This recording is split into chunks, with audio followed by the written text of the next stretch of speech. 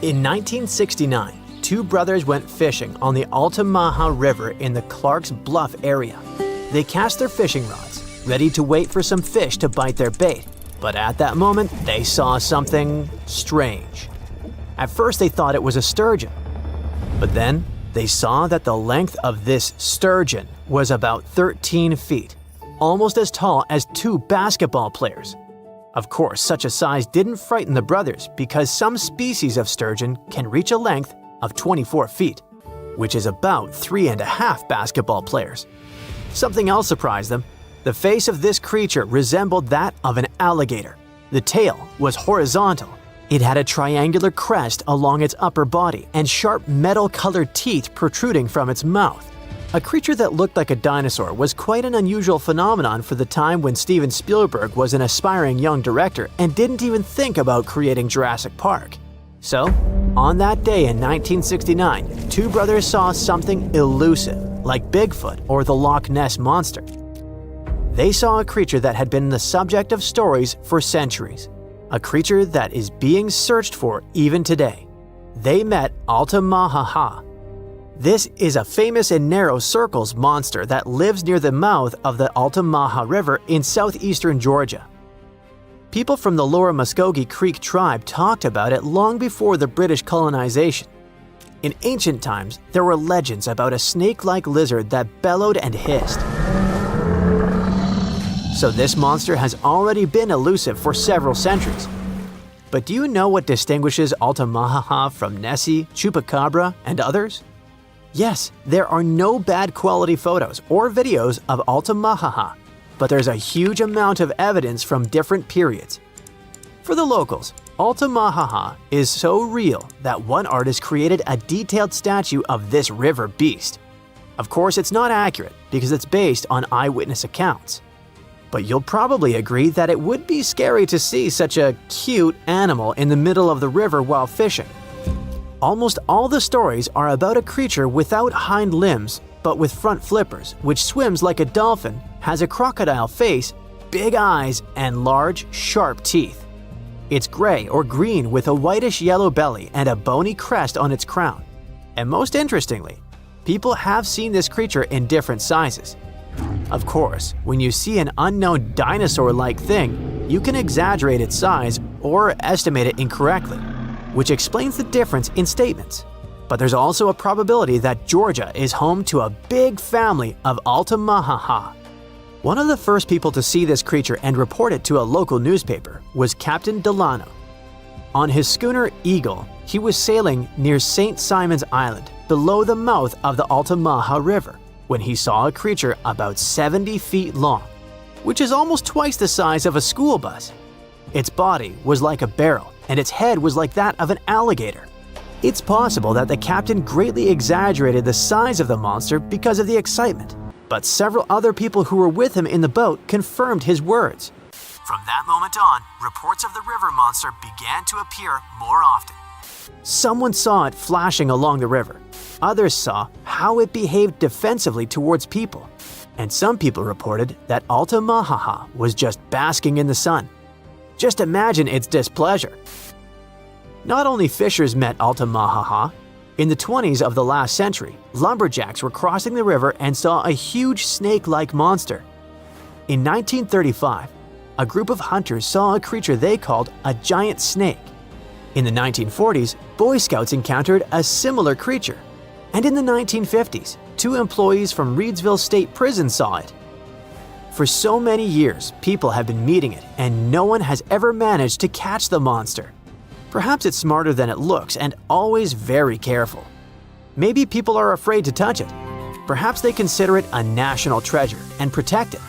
But one day, there was a case when Altamaha almost fell into a trap. In the summer of 1980, two men saw a monster wallowing on a muddy shore. It seemed like it was stuck and trying to get out. The witnesses said that the rough, dark-skinned creature had finally left the shore, dived into the water, and disappeared. Later that year, another man said he had seen something similar. A snake-like large creature with two brown humps protruding from the water. It dived into the water and churned the surface, like a boat while moving. Other witnesses catching crabs described Altamahaha as the largest eel in the world. Okay, stop! Many saw it in the last century, but what about more recent news? Is the monster still alive? Oh yeah. In 2002, a man was pulling a boat upriver near the town of Brunswick when he noticed something large, 20 feet long and about 6.5 feet wide, breaking out of the water. In 2010, a photographer caught something strange on camera floating along a canal in the city of Darien. And these cases are just the ones we know about. Surely, many people have seen this thing but haven't talked about it in newspapers or on the internet. If you don't believe these stories, you can go to Darien, get on a boat, and ride along the river to see this monster with your own eyes.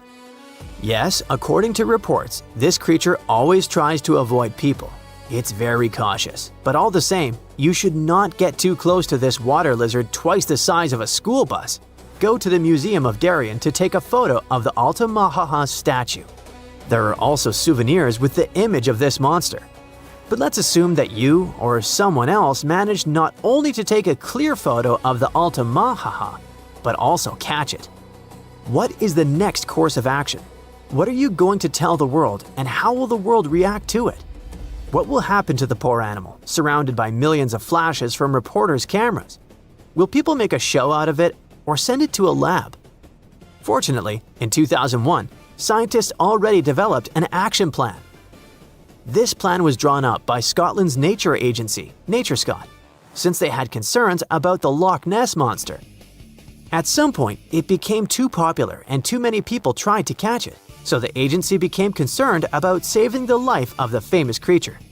They showed the Nessie contingency plan that can also be used for any unknown animal that lives in water or on land. According to the plan, if the ancient lizard is captured, scientists should take its DNA sample and just release it back into the wild. Fair enough. The animal will receive the same legal protection as other local wildlife in Scotland. All attempts to catch it will be prohibited. But let's imagine that this is exactly what happens. Scientists receive a DNA sample of the Altamahaha, the Loch Ness Monster, or other similar creatures. What could those be? Some ancient descendants of dinosaurs? For example, the plesiosaur looks like a distant relative of these monsters. It's huge and has a long neck and a toothy mouth. What if it managed to survive and reach the Altamaha River? Or it may be a completely new, unknown species that lives in deep freshwater. Some people who saw Altamahaha said that it had produced a hissing sound. What if it's some kind of ancient python or anaconda that moved from land to water and grew fins? In any case, it should not be ruled out that it may be some kind of eel or sturgeon.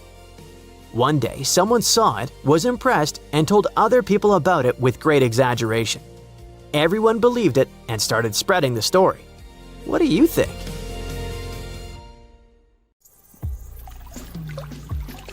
Now, of course you know that the Amazon River is famous for its piranhas, bull sharks, and other creatures you don't want to meet.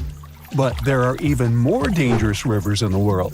The deepest of them, the Congo, goes so far down in some sections that even light can't reach there. It's the only major river that crosses the equator twice and carries enough water to fill more than 13 Olympic-sized swimming pools into the Atlantic Ocean every second. Wow!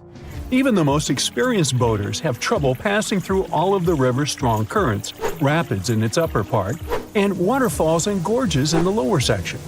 The Congo currents are so fast and powerful that they even divide animals like mountains and oceans do. There are new species of fish evolving separately on the two banks as they can't reach the other side and breed with each other. One of the most dangerous types of fish living here is the Goliath tigerfish. These monsters, that grow up to 5 feet and travel at the speed of 25 miles per hour, are relatives of piranhas. Their mouths are full of vicious, razor-sharp teeth. Their females lay hundreds of thousands of eggs, and the offspring are predators from birth. You have a good reason to fear the Goliath tigerfish, as they're the only freshwater fish in Africa that have attacked crocodiles and even humans. Okay, not swimming there. There are dense jungles and more hungry wildlife, including snakes and some aggressive hippos, all along the river. Still, it's used as a water highway in Central Africa, so barges traveling on it for weeks are often crowded with up to 2,000 people and capsize every now and then. And if you believe the local folklore, there's one more thing to be afraid of: the one who stops the flow of the rivers, a dinosaur-like beast that is said to live in the Congo River basin. There have been over 100 sightings over the last century, but no one can provide solid evidence the beast is real. At the turn of the 21st century, there was a series of terrible, mysterious stories on the Kali River in Asia. Something described as a mud-colored water pig would drag swimmers underwater in front of terrified eyewitnesses. British biologist Jeremy Wade stepped up to crack the case. He noticed that all the scary incidents were happening in one specific spot, stretching about 4 miles. Villagers told him this creature was growing big and bad from all the food it got. Wade examined the water with a depth sounder and thought it could have been a whirlpool. Then the monster dragged a domestic water buffalo into the water. The buffaloes are big and heavy, so the creature that attacked it would have to be super strong. Saltwater crocodiles don't go so far inland, and the most common local species of crocodiles don't live in cold waters. There were no bull sharks in the area either. Finally, Wade spotted several goonch catfish underwater.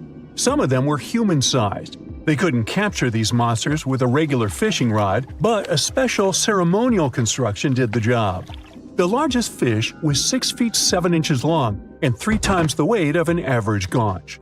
It was large enough to take down a human or a large animal, but Wade mentioned there could be even bigger ones living in the Kali River.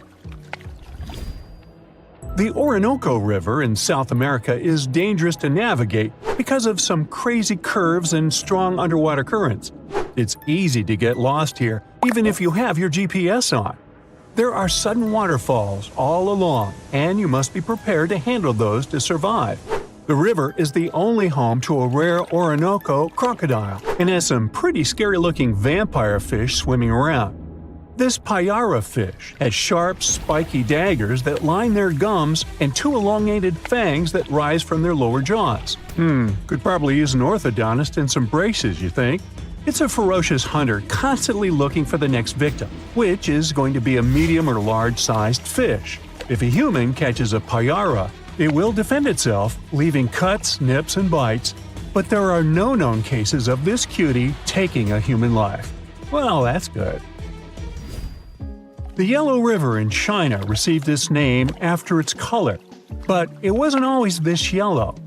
It was first formed at least 30 million years ago and shifted its course over 30 times over the centuries.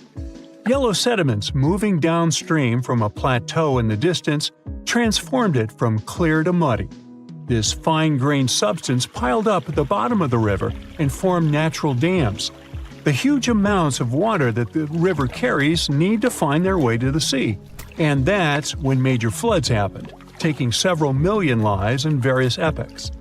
The locals tried to solve the problem by building higher and higher levees, but it only made things worse.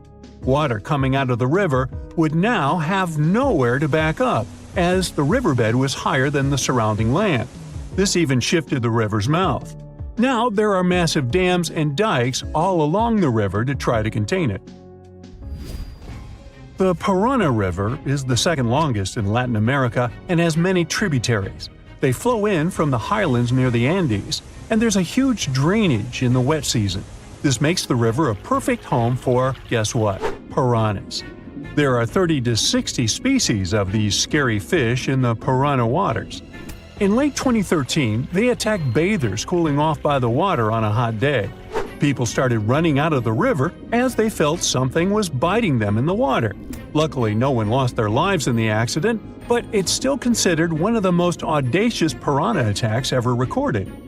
Biologists later determined that the type of piranhas, called palomates, was to blame for this, and humans had probably disturbed their breeding grounds. Well, the piranha also has a strong current that is tricky for boats and swimmers to overcome. Plus, it often floods, which can be dangerous for people living in the surrounding areas. The longest river in the world, the Nile, flows through 11 countries all the way into the Mediterranean Sea. Expeditions have spent centuries looking for its source, and no one still knows for sure where this mighty river begins. Adding to the mystery, the Nile takes an unexpected turn right in the middle of the Sahara. Scientists have figured out the reason is a massive underground rock formation from millions of years ago. The Nile has served as the most important water highway for civilizations through centuries, but it has some pretty dangerous inhabitants, like crocodiles that grow to be 20 feet long, which is slightly more than the height of an average giraffe. These bad guys can reach a speed of 30 miles per hour on land and take the lives of a couple hundred people every year. Hippopotamuses that also live here sometimes go after boats, and venomous snakes like the black mamba and the Egyptian cobra add to the mix. One of the most dangerous creatures on the Nile is the mosquito, as they carry around all sorts of diseases that affect hundreds of thousands of people. The Brahmaputra River in Asia carries waters from the mighty Himalayas. When the snows in the mountains melt, the river floods massively, causing landslides, displacing millions of people, and taking the lives of hundreds of animals in the nearby national parks. Such floods are also common during the monsoon season in India, from June to October, with heavy rains. The course of the Brahmaputra River is changed incredibly over the past 2.5 centuries. Erosion is another danger it's hiding. The banks of the river are mostly made of weak cohesive sand and silt, and even though the erosion rate has gone down, it is still the reason a lot of people lose their land and get displaced. The Brahmaputra is one of the few rivers in the world that has a tidal bore. That's a strong tidal wave that pushes up the river against the current where a river empties into an ocean or sea. And there you have it. This is Lolong, the largest crocodile ever found, stretching about 20 feet long. Now, imagine living in a world full of Lolongs, only with longer legs and the ability to run on land like a greyhound. It sounds like a nightmare monster, but she was real. Fossils of giant crocodile-like creatures were discovered back in the 1930s, and now scientists have found that these beasts once roamed and dominated lands far bigger than they imagined. We're talking about the cebicids. They're a family of prehistoric crocodiles that once ruled South America, especially in what is now Argentina, Brazil, and Bolivia. And scientists discovered that these ancient predators were huge. Some species may have grown up to 20 feet long. Now, to give you an idea of how big that is, well, that would be you, and that would be her. Yeah, good luck outrunning that. Oh, by the way, they wouldn't be slithering in the water. They'd be walking right beside you. And that's actually the biggest difference between them and their crocodile relatives. Most cebicid species lived entirely on land. They were like lions, powerful, moving on all fours, but with tough crocodile-like skin. That image alone is already terrifying. But it gets worse when you figure these guys were fierce predators and we could have easily ended up as part of their dinner. Everything about them was perfectly built for the chase. They had narrow, dinosaur-like skulls and long legs that helped them sprint after their prey. They especially liked sloths and rodents, but honestly, with those sharp saw-like teeth, well, anything that crossed their path didn't stand much of a chance. And if one of their victims tried to fight back, well, that would have been a big mistake. Most of these crocodile ancestor species had tough, bony plates under their skin that worked like natural armor.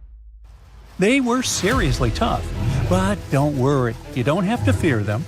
Luckily, for us at least, these beasts aren't roaming the earth anymore. According to Jonathan Block, a paleontologist at the Florida Museum of Natural History, these mysterious predators may have been the last of the Nodosuchians, a broad group of reptiles that first appeared back in the Jurassic period.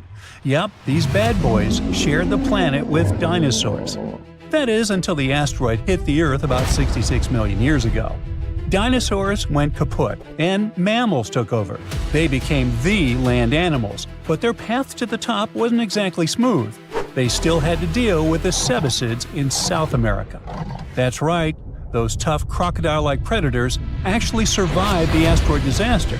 They also ruled and stayed at the top of the food chain until around 11 million years ago.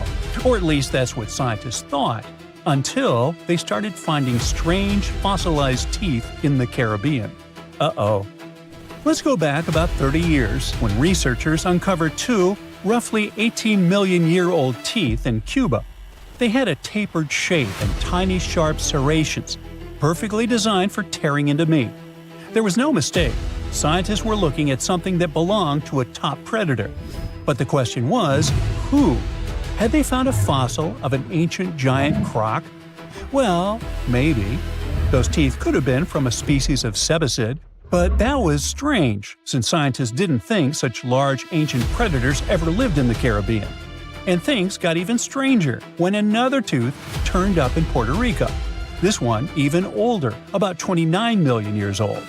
But there was a problem. Those teeth alone weren't enough to identify a specific animal. They needed more, so the mystery remained unsolved. Everything changed in 2023. Local work crews were building a road in the Dominican Republic when they suddenly stumbled upon ancient bones. Researchers soon realized they were looking at a fossilized tooth, but this time it came with two vertebrae. That was a big deal, because it's really hard to tell ancient crocodile species apart just from their teeth. But with those two vertebrae, things were different. Crocodile relatives with serrated teeth usually had ball and socket joints between their vertebrae. But in cebacids, that part of the spine was flat, so that made all the difference. It was enough to confirm that the fossil from the Dominican Republic belonged to a cebacid. And just like that, scientists discovered that this ancient predator really did live in the Caribbean. And even more surprising, they found out it was roaming around at least 5 million years before cebacids were thought to have disappeared everywhere else. Okay, but why is finding their fossils in the Caribbean such a big deal? Or better yet, why were scientists so sure before this discovery that they didn't live there? Well, that's because this prehistoric reptile didn't like the sea.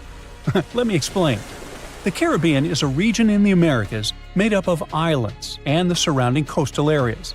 That meant for a land-loving ancient crocodile to travel from, say, Colombia to the Dominican Republic, it would have had to swim. And I mean really swim.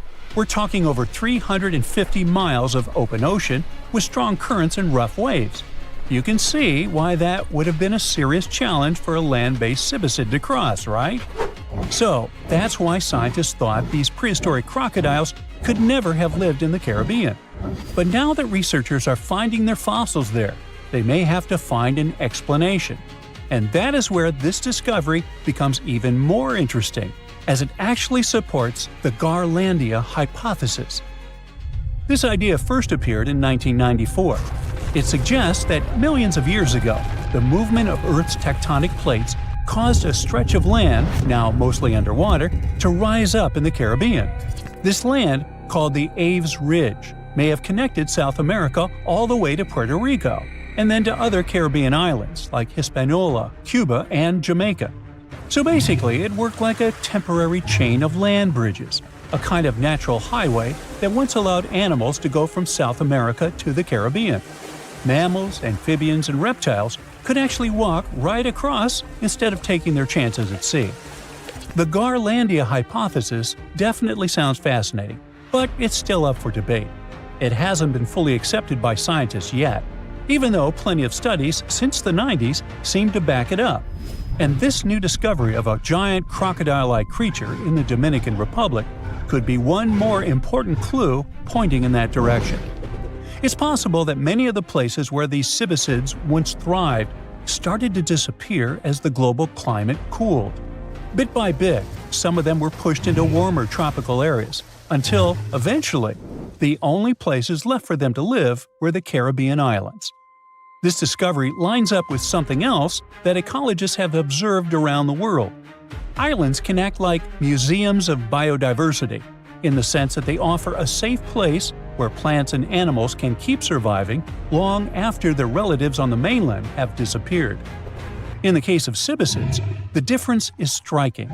The most recent fossils found in South America date back between 10 and 12 million years ago.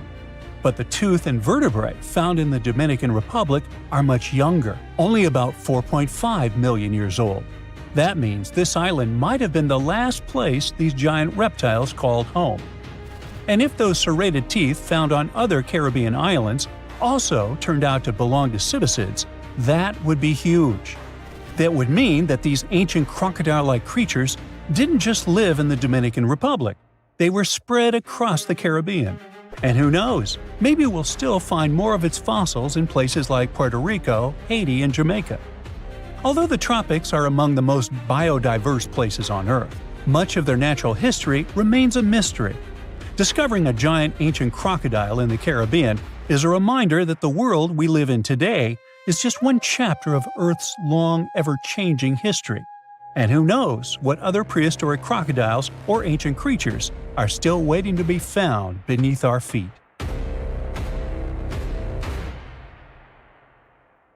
Harvard biologists have uncovered a truly bizarre frog species that sports extendable claws, much like those of a cat. This hairy frog breaks its own bones to produce claws that puncture through its toe pads, likely when it feels threatened. Some salamanders push their ribs through their skin to create protective barbs, but scientists have seen nothing quite like this claw mechanism before. 9 out of 11 frogs in this genus have this feature, and most of them live in Cameroon. A bee's life doesn't have to end after it stings you. Some of them can carefully take out the stinger without passing away later. The bee starts circling around until it loosens and takes out the barbed stinger. After that, it just flies away without leaving any marks on your skin. Unlike wasps, which are carnivorous and can be aggressive, bees are mostly peaceful creatures. They either stay in their hive or move from flower to flower, helping to spread life on Earth because they're crucial for pollination. For bees, stinging is a last resort because it means demise for them, so they can choose not to do it to save themselves.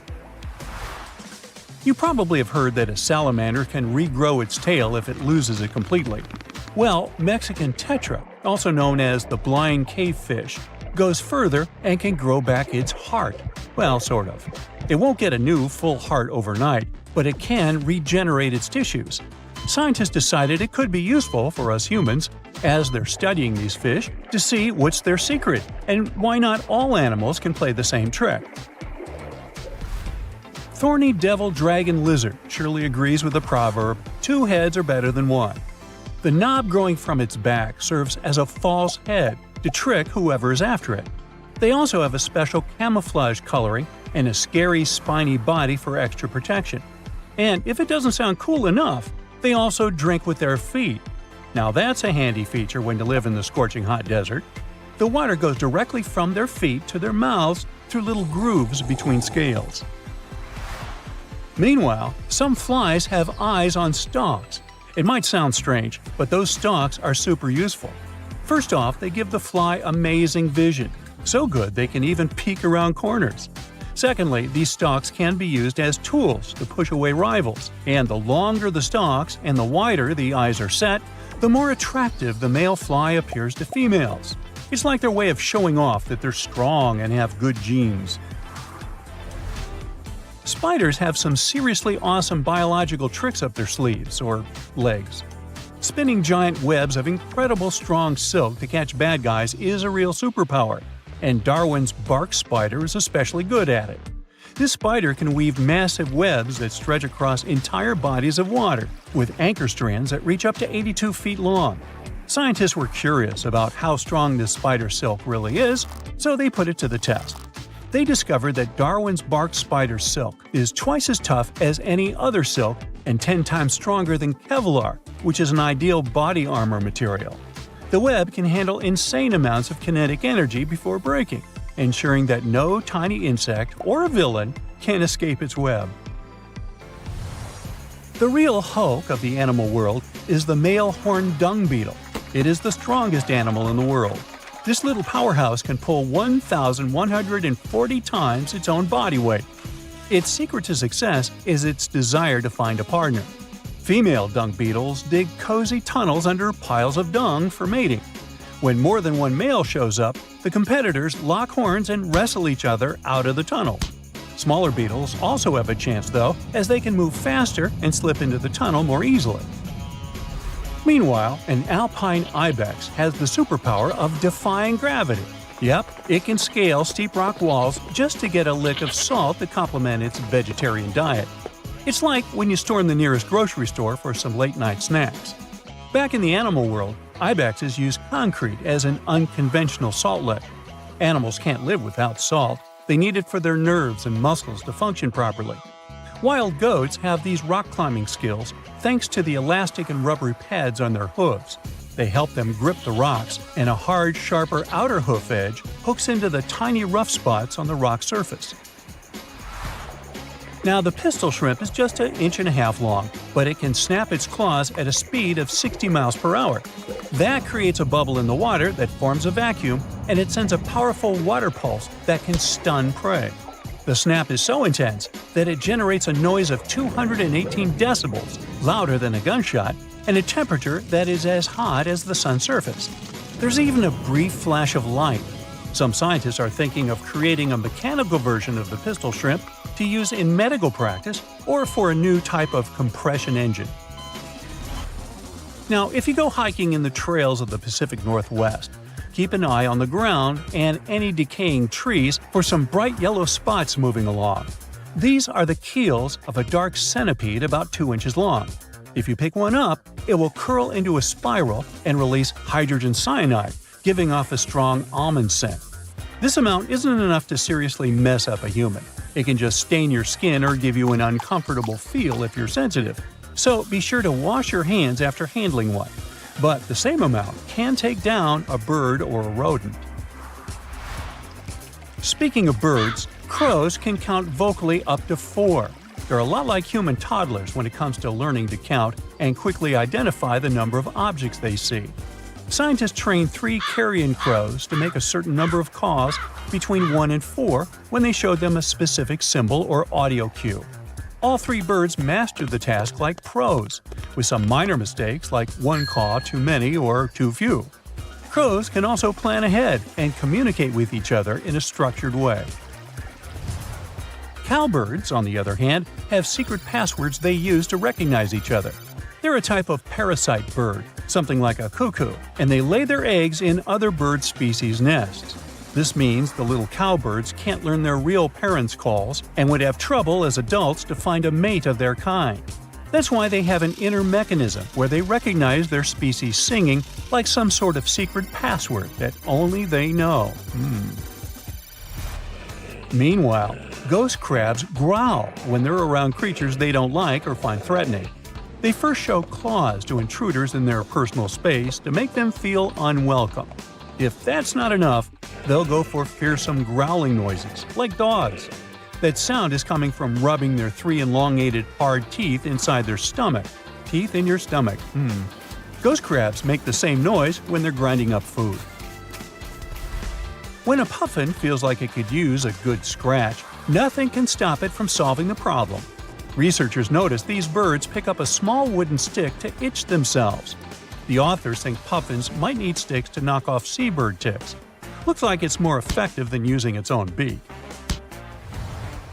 There's an Indian elephant named Koshik who lives in South Korea and can imitate words just like parrots do.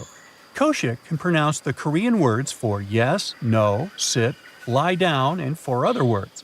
He puts his trunk inside his mouth and shakes it while exhaling to change the tone and pitch of the sounds he produces.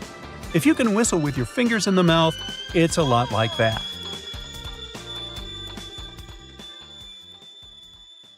"75 million years ago, North America was full of scary dinos, both walking and flying, and insects the size of birds. But the biggest predator there was something way scarier, a crocodile so massive it could swallow dinosaurs whole. This beast was roughly the length of a school bus, weighed more than 5 tons, and had teeth the size of bananas. Its name was Deinosuchus, which literally means terrible crocodile. And trust me, it lived up to that name. Scientists have found its fossils all across North America, from Mexico to Texas to New Jersey and Montana. It means this monster could live pretty much anywhere it wanted. It wasn't picky. It roamed rivers, swamps, and even coastlines. And when it was hungry, anything that moved was fair game. Fossilized dinosaur bones show massive bite marks matching its jaw pattern. So yes, it actually took down dinosaurs. What's even crazier is its bite force. Based on skull reconstructions, scientists estimate it could crush bones with more power than T-Rex. So if a T-Rex ever got close to the water, it might have ended up as lunch. But Deinosuchus wasn't just a bigger and meaner version of today's crocodiles. It was more closely related to alligators. Recent studies show that it actually belonged to an ancient branch of crocodilians that split off before the ancestors of modern alligators and crocodiles.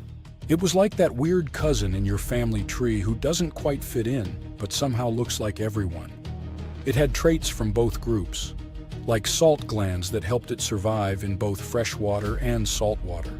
That's rare because most crocs today can't handle salty environments for long. This feature might have been its secret superpower. Around that time, North America was divided by a massive inland sea called the Western Interior Seaway.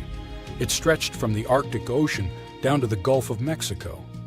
Deinosuchus could travel across it, sneaking along the coasts and striking anywhere there was food. Still, scientists argue about its favorite hangout spot. Some say it mostly lived in rivers and swamps, and the fossils found near the coast just happened to be preserved better there. Others think it really did patrol the ancient shoreline, waiting for dinosaurs that wandered too close. Either way, this reptile ruled its world, and the climate of its time helped it thrive. The late Cretaceous was a warm, humid idyll filled with wetlands, forests, and endless food sources. Giant turtles, fish the size of cars, and whole herds of herbivorous dinosaurs gave Deinosuchus an all-you-can-eat buffet. As long as the ecosystem stayed stable, it could keep getting bigger and bigger, and it did. Throughout Earth's history, huge crocodiles have evolved again and again. It's like nature's favorite blueprint for apex predator. Even today, Nile crocs and saltwater crocs are living proof that this ancient design still works perfectly. Some scientists even joke that crocodiles are basically dinosaurs that decided to chill and wait it out. They survived mass extinctions while most other big reptiles vanished. Deinosuchus wasn't so lucky and went extinct around 73 million years ago, most likely because the environment changed and its food sources dwindled. But the ocean is still full of mysteries. Maybe some gigantic croc-like beasts are still lurking out there. And while we're guessing, let's look at some other prehistoric creatures that make scientists rewrite what they thought we knew about life on Earth. First up, we have the Dragon of Death. Don't even make me pronounce its full name, Thanatosdracon amaru. Scientists found its bones in western Argentina, in formation layers called the Plautier Formation, from about 86 million years ago, the late Cretaceous. This creature wasn't just big, it was gigantic for a flying reptile. Judging by some of its bones, it has a wingspan somewhere between 23 and 30 feet. That's like a small plane wing outstretched. It's officially one of the largest pterosaurs ever discovered in South America. Its fossils are pretty well preserved, including parts that are usually squishy and fragile in flying reptiles like vertebrae and limb bones. This gives scientists clues not just about how it moved, but about what ecosystems were like back then. Looks like it enjoyed marshy floodplains, big open skies, and plenty of prey below. Our dragon likely used its size to its advantage, either going after small dinosaurs or scavenging. The fact that this massive creature managed to evolve wings capable of flight is just crazy. Next, we've got a creature that looks like a mix of a dino and a skunk to me, Stegosaurus elengasin. Scientists found fossils of this cool guy in southern Chile among rocks deposited about 75 million years ago. The thing that hits you first, let's hope, not literally, is its tail. Instead of the usual spikes or clubs you get in other armored dinos like ankylosaurs, Stegosaurus had a flat blade-like tail made from fused bones. It looked almost like a weird paddle or frond. Scientists compare it to Aztec ammunition because of that blade structure across the tail's rear half. It wasn't huge, only about 6.5 feet long, But what it lacked in size, it made up for in weirdness and cleverness. Its body had armor plates, protective skin scutes, and a skull structure showing features of different dinos. So it was kind of a hybrid in style, which got paleontologists rewriting some of the family trees of armored dinosaurs. Also, the fossil is unusually complete, about 80%, which is rare because armor bones are often damaged or missing. This is super useful for science because it shows us how armor evolved, especially in southern continents. And you definitely need to meet our next hero, a truly bizarre marine reptile that once patrolled the waters of what's now Wyoming, Serpentisuchops fisteri. This creature was part crocodile, part sea monster, and 100% nightmare fuel. Scientists first found its fossils over 25 years ago, but they only recently managed to piece together enough of its remains to truly understand it. It had a super long neck, which was normal for plesiosaurs, and a croc-like skull and body. Most fossil books would tell you these traits shouldn't exist in the same animal. So this guy was a stunning exception. Paleontologists have found its lower jaw, a large portion of its skull, neck vertebrae, tail, and ribs. So they were able to reconstruct not just what it looked like, but how it likely moved, swam, and hunted. About 35% of its body is preserved, which is not so often for marine reptiles, and it lets scientists learn a lot about its lifestyle. With its long neck and the power of a crocodile, plus a super combo of speed, reach, and bite, this guy was most likely a top predator of its time. Last but not least, we have this cool dino, Duonicus tsoktbatari, that lived in Mongolia's Gobi Desert around 90 to 95 million years ago during the Cretaceous period. It wasn't a meat-eater like T-Rex, but more of a plant muncher.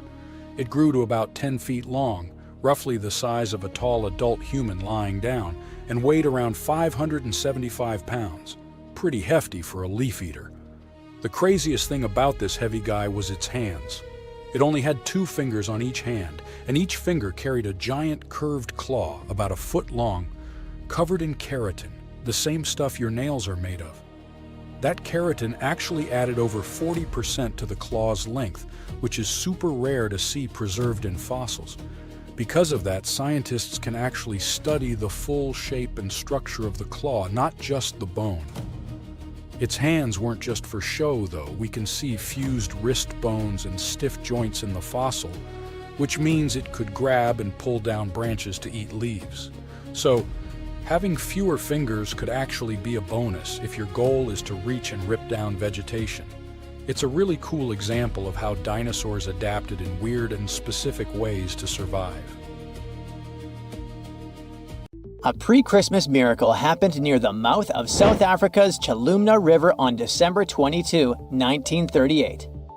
Marjorie Courtney Latimer, the curator of East London Museum, was on her routine visit to the docks. She was checking if there were any unusual catches from local fishermen. Suddenly, she spotted a strange fin sticking out of a pile of discarded fish. Intrigued, she cleaned off the slime to reveal an incredible discovery. A pale blue fish with silvery flecks, thin scales, and 4 fins that looked almost like limbs. And it was huge too, 5 feet long, weighing about 127 pounds. Marjorie actually specialized in birds, but she had always been fascinated by the natural world, including the ocean. She didn't know what the fish was, but she had a feeling that it was something special. So she had the fish loaded into a taxi and taken to her museum. She then went through lots of reference books, but no matter how hard Marjorie tried, she couldn't identify the species. She decided to show it to the chairman of the museum's board, but he just dismissed it as a common rock cod. Marjorie didn't listen to him. The creature fascinated her so much that she kept studying it, and even tried to preserve it by having it taxidermied, although she couldn't save the organs. Desperate for answers, she reached out to a fish expert, J.L.B. Smith. But tough luck, he was away at that moment. When Smith finally saw the drawing, he got instantly intrigued. By January, he finally wrote the response to Marjorie, saying the fish was giving him sleepless nights. He was eager to see it in person. On February 16, when he finally arrived at the museum and laid eyes on the fish, he was stunned. Suddenly, it dawned on him that he was looking at a coelacanth, a species believed to have gone extinct 66 million years ago. This made it a Lazarus species, an extinct species that reappears after a long absence in the fossil record. It was like seeing a fossil come to life. Scientists thought that this creature had vanished with the dinosaurs. Thanks to Marjorie's persistence, this became one of the most remarkable biological finds of the 20th century. The entire genus Latimeria was named in her honor. Turns out, fish was vibing in the deep ocean waters, completely unbothered by an asteroid strike for millions of years. Today, at least 2 species of coelacanth are known to exist. Both come from this ancient lineage that survived the test of time. They mostly live in the Indian Ocean, with some chilling around Indonesia here and there. Coelacanths look and behave very differently from other fish. Their creepy fins actually move in a way similar to how human arms and legs move. They also have a special joint in their skull that lets them raise a part of their head while feeding. That's because they're related to tetrapods, those guys that were the first to step out of the waters to the land. Michael Smith is a British naturalist. On July 2018, he was exploring the remote Wandiwoi mountain range in Papua, Indonesia. He was there to search for rare, pretty flowers called rhododendrons, but he accidentally took a photo of a funky-looking creature. Smith got very curious about this animal. He then returned for another expedition, this time with a local guide. He spent 10 tough days searching high in the mountains. The terrain was harsh, with constant rain, slippery ground, and leeches crawling into their boots. When they were already exhausted and close to giving up, the miracle happened. The team finally spotted and snapped a picture of the animal. This cute thing turned out to be the Wandiwoi tree kangaroo, the one thought to be extinct for 90 years. The first time it was discovered was 1928. It's a sad story. A biologist spotted it while studying the area, and this was the first and the last time we saw that animal. But as it turned out, it wasn't extinct at all. It's just a very elusive and sneaky creature. This marsupial lives in small, isolated, steep and misty forests. Very few people venture there, all because of the reasons we mentioned: the rugged terrain, dense bamboo thickets, lack of water. Even the local hunters had never seen one. They're super cute with their round face, reddish fur, and appearance that looks like a mix of a monkey and a bear. It's a weird type of kangaroo that jumps on the trees, not the land. When Michael Smith rediscovered it, he immediately contacted experts, including a specialist on tree kangaroos. The discovery was confirmed. Even though it's still hard to catch these creatures in the wild, they're still a mystery to science, and scientists try to protect the species. In 1996, researchers from the Wildlife Conservation Society were walking around the meat market in Thakek, Laos. Suddenly, they spotted a bunch of weird rats. Yeah, it may seem to be a common thing for a market, but those were no simple rats at all. At first, they thought it was a new species. They called this new rodent the Laotian rock rat. This animal was so different from other rodents that biologists wanted to place it in its own family. But in 2006, Mary Dawson and her team challenged this idea. They suggested that the Laotian rock rat might actually belong to an ancient family of rodents, the ones that were believed to have been extinct for 11 million years. In the same year, scientists finally captured and documented a live specimen. And guess what? Those were indeed those ancient rats. They didn't go extinct. They just preferred to avoid the spotlight and decided to go vibe in the limestone karsts of Laos and a small part of Vietnam. Turns out, the locals were even familiar with the rodent, regularly trapping it for food. Right, that must be the true reason for their hermit lifestyle. Now, these guys are a huge interest for scientists and are being studied carefully. In 2019, some scientists went on a joint expedition on Fernandina Island in the Galapagos archipelago. During the expedition, the team started noticing weird things: tracks, scat, and claw marks on trees. By following them, they suddenly discovered the culprit. A mysterious turtle that was sitting on a high elevation on the volcanic island.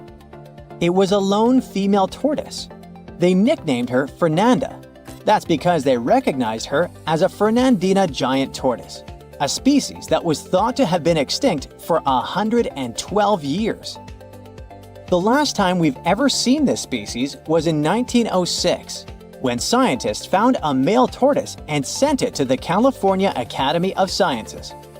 They thought that volcanic eruptions and extensive hunting caused the species to completely disappear.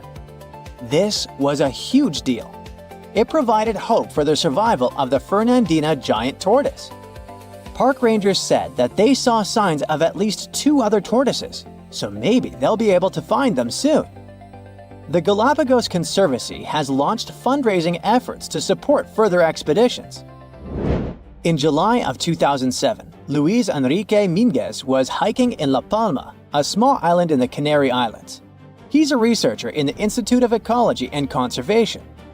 While he was walking through the northeastern part of the island, he spotted an interesting lizard. The lizard was almost 12 inches long. He saw it near a forest trail, about 147 feet above sea level. Minguez took a photo of the lizard and shared it with his buddy researchers. After seeing the pictures, they realized that it was the long-lost La Palma giant lizard. This species was presumed to be extinct for centuries. They thought that it disappeared within the last 500 years due to being hunted by cats and habitat destruction. Unfortunately, even though they were super hyped up at first, things didn't go so well next time. They did some follow-up expeditions in October of 2007, and then some more, but they couldn't spot the lizard anywhere again since then. The lizard probably lived in very high and dry spots of the island. Researchers hope to discover at least some of the lizards in the future and help them thrive once again. There's a monster hiding in the remote forests, swamps, and rivers of the Congo Basin in Central Africa. It has a long neck, looks like a dinosaur, and is the size of an elephant, or maybe a hippo at least. That's what people who claim to have seen it say. It should have gone extinct millions of years ago, but this Congo's version of the Loch Ness Monster somehow survived. This creature is the Mokele Mbembe, which means one who stops the flow of rivers, and more folks are saying they've seen it lately. European explorers first heard the stories of this creature from the people living near the Congo River in the early 1900s. A German captain even included a description of the monster in his official report from his expedition. The locals told him the animal was of a brownish-gray color with smooth skin, a very flexible neck, and only one long tooth that could be a horn. Some of them mentioned a long, muscular tail, like that of an alligator. They also said that the creature lived in the caves, but climbed the shores even in the daytime to find some plants to eat. Locals also believed its favorite snack was a kind of liana with large white blossoms. Some of them even showed the German captain some fresh path the monster left leading next to those plants. And they warned him that Mokele Mbembe definitely didn't like humans and took down any canoe that would sail nearby. Dinosaurs were a real hit in pop culture in the 1910s, and several newspapers in Europe and North America wrote about the dino-like monster from Africa back then. In the later years, several expeditions traveled to the Congo Basin to search for Mokele Mbembe or interview claimed witnesses. They did not find any direct physical evidence, but collected many stories. One zoologist in the 1980s said he took a film of Mokele Mbembe, but the footage did not develop properly. Stories and movies like Jurassic Park have kept the dream alive that dinosaurs might still be hiding somewhere in deep forests. At some point, people stopped reporting sightings of the creature as often, so it almost became a forgotten legend.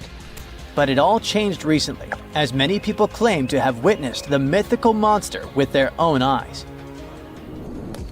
Cryptozoologists, those fans of mysterious creatures, believe it could be a dinosaur that, for some reason, didn't go extinct, related to a Brachiosaurus or a Diplodocus. This idea comes from how people describe seeing the creature, with a super long neck, a huge body, and a tiny head. They think it might have stayed hidden in the deep forests of Africa all this time. But scientists say that if it really were the last living dinosaur, we would have found some real proof by now, like a photo or bones or something showing it walking around the Congo Basin. Some expeditions that are trying to find proof the monster is real have even used sonar technology to scan the murky waters of Central African rivers and lakes in search of any large, unidentified creatures. Some people even narrowed down the monster's location to a specific remote lake, surrounded by untouched jungle in the swamps. So far, the search for evidence hasn't been successful. The explanation behind all the sightings of the Mokele Mbembe could be the changing ecosystem. More and more human settlements are moving into the huge Congo Basin rainforest. People aren't used to seeing large animals that live in the forest, so they believe they have witnessed the mysterious creature from their folklore. The human brain often fills in the gaps in something we don't know and uses imagination to explain it, especially if there's a ready-made version that everyone's heard of. But still, we can't completely rule out the possibility that there are some new, unknown species of animals hiding in the Congo forests. Maybe just not a missing dinosaur. Another legend, this time Mongolian, says there's a giant worm living deep in the Gobi Desert. Yep, similar to the monster you've seen in Dune. The creature, which is supposedly up to 6 feet long, can spit acid that could melt anything and shoot electricity. They say it spends most of its days hiding underneath the sandy dunes, but likes to come out during the wetter months of June and July. The people in the West first found out about the megaworm of the Gobi Desert thanks to an American paleontologist, Roy Chapman Andrews. This brave man was probably the inspiration for Indiana Jones. In 1926, he wrote about the creature in his book. At the meeting with Mongolian leaders, Andrews heard detailed descriptions of the creature, even though none of them had ever seen it themselves. One of them said it looked like a sausage that was about 2 feet long, with no head or legs. According to him, the worm was so poisonous that just touching it could instantly take your life, and it lived in the loneliest parts of the Gobi Desert. Andrews didn't think the creature was real, but he shared these stories again in another book. And then, stories of the monster spread around the world. In some of them, it's only 1 foot long. In others, it's as large as a human. Some say it looks like a snake, and some describe it as a caterpillar. Some people claim it has wings and can fly, and others think it could be a supernatural evil being without a body. The color of the creature also remains a subject of debate. It could be white-gray, brown, or even bright red. The stories of witnesses are probably so different because the creature doesn't even exist. In 1983, one scientist who was visiting the region heard that an old man had managed to finally catch the mysterious worm. He also found out there was a nest nearby and decided to risk it all and see it. But instead of a scary monster, there was a tartar sand boa inside. Luckily for the scientist, this snake is non-venomous, but it does have gray-brown scales and could match the description of the giant worm. When he showed it to the locals, supposedly all of them said it was the monster they had seen. Big expeditions from America, Britain, and New Zealand came to the Gobi Desert to try and find the creature. Many other adventurers came from all around the world on their own, but found no evidence the monster was real. But many Mongolians are sure the death worm is no fantasy. If you don't believe there's a monster in the Gobi Desert, how about one in Lake Worth in Texas? According to local folklore, there's a part human, part goat creature with scales and long clawed fingers hiding there. It all started back in July 1969, when locals claimed to have spotted this mysterious creature roaming around. The newspapers loved the story and started reporting about new sightings. One article said that the monster jumped out of a tree and landed on some guy's car. Another report claimed that the Lake Worth monster decided to throw an automobile tire at a group of people. Someone even managed to take a photo of the creature, and the newspapers published it. Locals started flocking to the lake at night, hoping to catch a glimpse of the creature, but no one could find any evidence it was real after all. The author of the monster's photograph later said it was most likely someone's prank, because the creature really wanted to be seen. Then, a reporter from the local newspaper received an anonymous letter saying that it was 3 high school students who decided to dress up and scare people. Even despite this, some cryptozoologists think it could have been an undiscovered primate species that walks on 2 legs. We don't know if the Worth monster is real, but it does one good thing and brings together the local community. Every year since 2009, they throw the Lake Worth Monster Bash. If you ever get one-on-one with an alligator, you can save yourself using just one simple trick. At least that worked for a young visitor of Moss Park in Florida who escaped a gator's grasp. Juliana was swimming in shallow water when an alligator bit her leg and refused to let go of it. Luckily for her, the girl knew exactly what to do because she was paying attention during her visit to a theme park with gators. First, she tried hitting the animal on the forehead, but it didn't work. Then, she decided to use her knowledge and stuck 2 fingers up the gator's nose. The animal opened his mouth to take in some air, and the leg was free. I don't want to scare you or anything, but there are around 5 million wild American alligators roaming across 10 states. Some of them live in places you go to rest, like golf courses, swamps, lakes, rivers, hiking and bike trails, and fishing spots. Gators rarely go after people because we're not their prey. Dogs and horses do it way more often, but they have a reputation as ambush predators, and every attack goes viral. The best you can do to survive a rare gator attack is to avoid it. Keep an eye out for a few signs that gators might be somewhere nearby. They love catching some rays, so if you spot some logs or banks where the sun's hitting just right, there might be a gator chilling there. Sometimes they're sneaky about it, with just their eyes and snouts poking out of the water while they soak up the sunshine. And when they decide to dip back into the water, they slide in without a single splash. Sneaky gators. During mating season, which starts around April and goes through June, they get pretty vocal. So if you hear some loud bellows echoing through the swamp, chances are it's a flirting gator. If you stumble upon what looks like a pile of vegetation on dry land near water, keep your distance. That's likely a gator nest. And trust me, you don't want to mess with Mama Gator when she's protecting her little ones. Their tracks resemble those of lizards or dinosaurs. So if you see something like that, it's probably time to escape to safety. People are usually the ones who provoke these toothy reptiles, not the other way around. You can do it if you get too close to snap the best photo or decide to touch its tail out of curiosity. Feeding them is also a bad idea, because they quickly learn that humans mean free snacks. If you come face to face with a gator, try to stay cool and respect their turf. If you're kayaking and spot a gator chilling in the water, just give it some space and paddle on by. And whatever you do, don't go slapping the water with your paddles so as not to scare and provoke them. If they still start swimming towards you, don't panic. Just calmly paddle away or show them you're not interested. If nothing works and the gator's trying to drag you under, aim for the sensitive spots. Crocs and gators are famous for their tough hides and armored bodies, but it turns out they have little pigmented spots scattered all over their skin. They're packed with touch sensors, making them super sensitive to pressure and vibrations. Even more sensitive than our fingertips, believe it or not. Scientists have several ideas about what these spots are for. Some think they might be little cleaning stations, secreting oils to keep the critters fresh.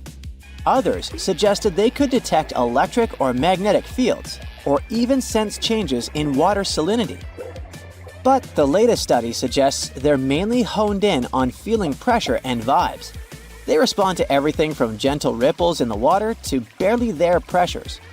Try poking them in the eye, hitting them in the top part of the skull or the side of the jaw. Or maybe just give them a good 1-2. If you're in the water, the main danger is drowning, not the bite. Get to land as soon as possible. Humans are way better on solid ground than gators are. But don't let your guard down once you're out of the water. A gator can punch you with its tail or the skull. But the good news is that alligators aren't known for their marathon running skills. It's pretty rare for them to chase humans on dry land, and even if they do, they're not winning any races. They top out at around 9.5 miles per hour, and they can't keep up that pace for long. So you have a good chance to run away, and you shouldn't do it in zigzags like the popular myth says. It'll just slow you down. They are way more efficient in the water, swimming at a speed of up to 20 miles per hour. Plus, gators can hold their breath underwater for up to half an hour, and some have beaten that record with an impressive 24 hours. They have adapted to slow their heart rates to 2 to 3 beats per minute. This way, they consume the oxygen in their lungs super slowly.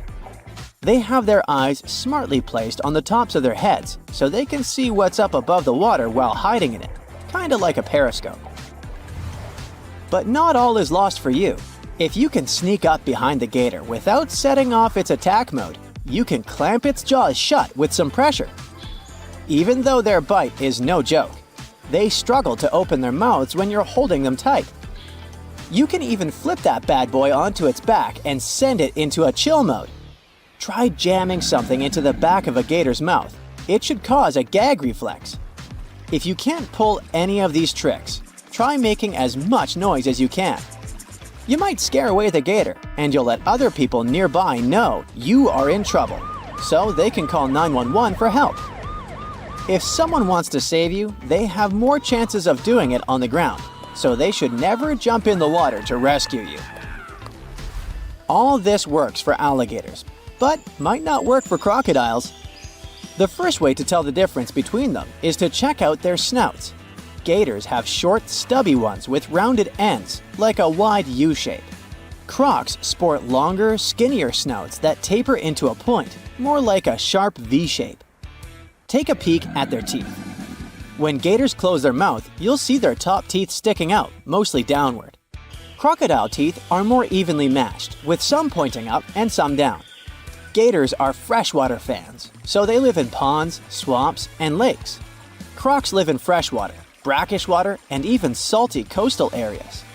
Gators are usually more relaxed than crocs, but both can get wild, especially if they're feeling peckish. So if you spot either one in the wild, give them plenty of space and maybe a friendly wave from afar. Despite all the obvious risks, some people still think it's cool to have an alligator as a pet, although it's mostly illegal. The first problem is that you need a lot of space, because that tiny 7-inch gator you think is cute is gonna turn into a massive beast, especially if it's male. A gator has 80 teeth in its mouth and muscles that can crush bones with over 3,000 pounds of force. These guys are also really smart and can figure out how to escape their enclosure, anticipate your moves, and even use tools to get what they want. You might think you can train one, but it's not like teaching your pup to sit and roll over. It takes years of experience and a whole team behind you to change their wild instincts. Plus, they're bottomless pits when it comes to food. Finally, these guys stick around for a long, long time, over 50 years. So when you realize you can't handle it anymore or just don't want it, good luck finding someone to take it off your hands.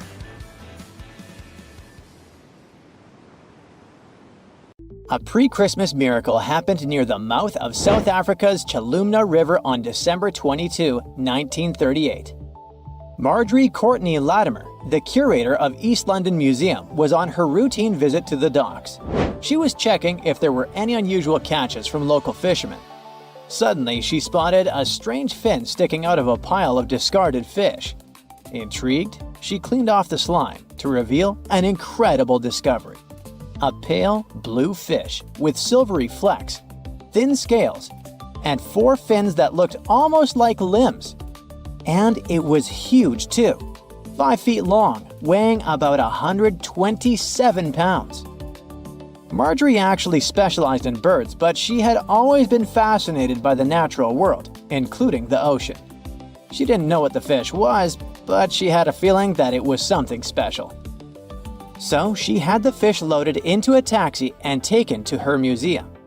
She then went through lots of reference books, but no matter how hard Marjorie tried, she couldn't identify the species. She decided to show it to the chairman of the museum's board, but he just dismissed it as a common rock cod. Marjorie didn't listen to him. The creature fascinated her so much that she kept studying it, and even tried to preserve it by having it taxidermied, although she couldn't save the organs. Desperate for answers, she reached out to a fish expert, J.L.B. Smith.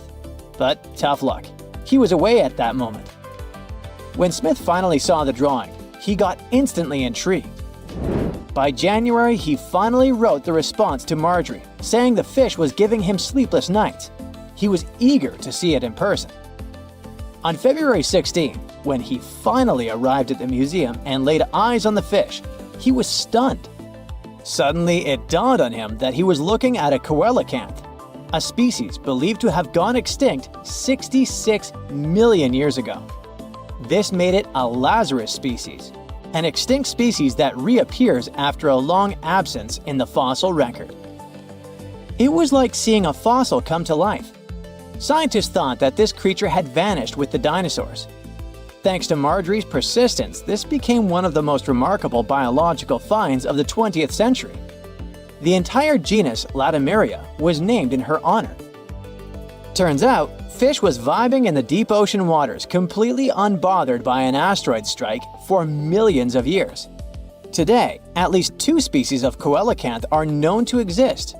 Both come from this ancient lineage that survived the test of time.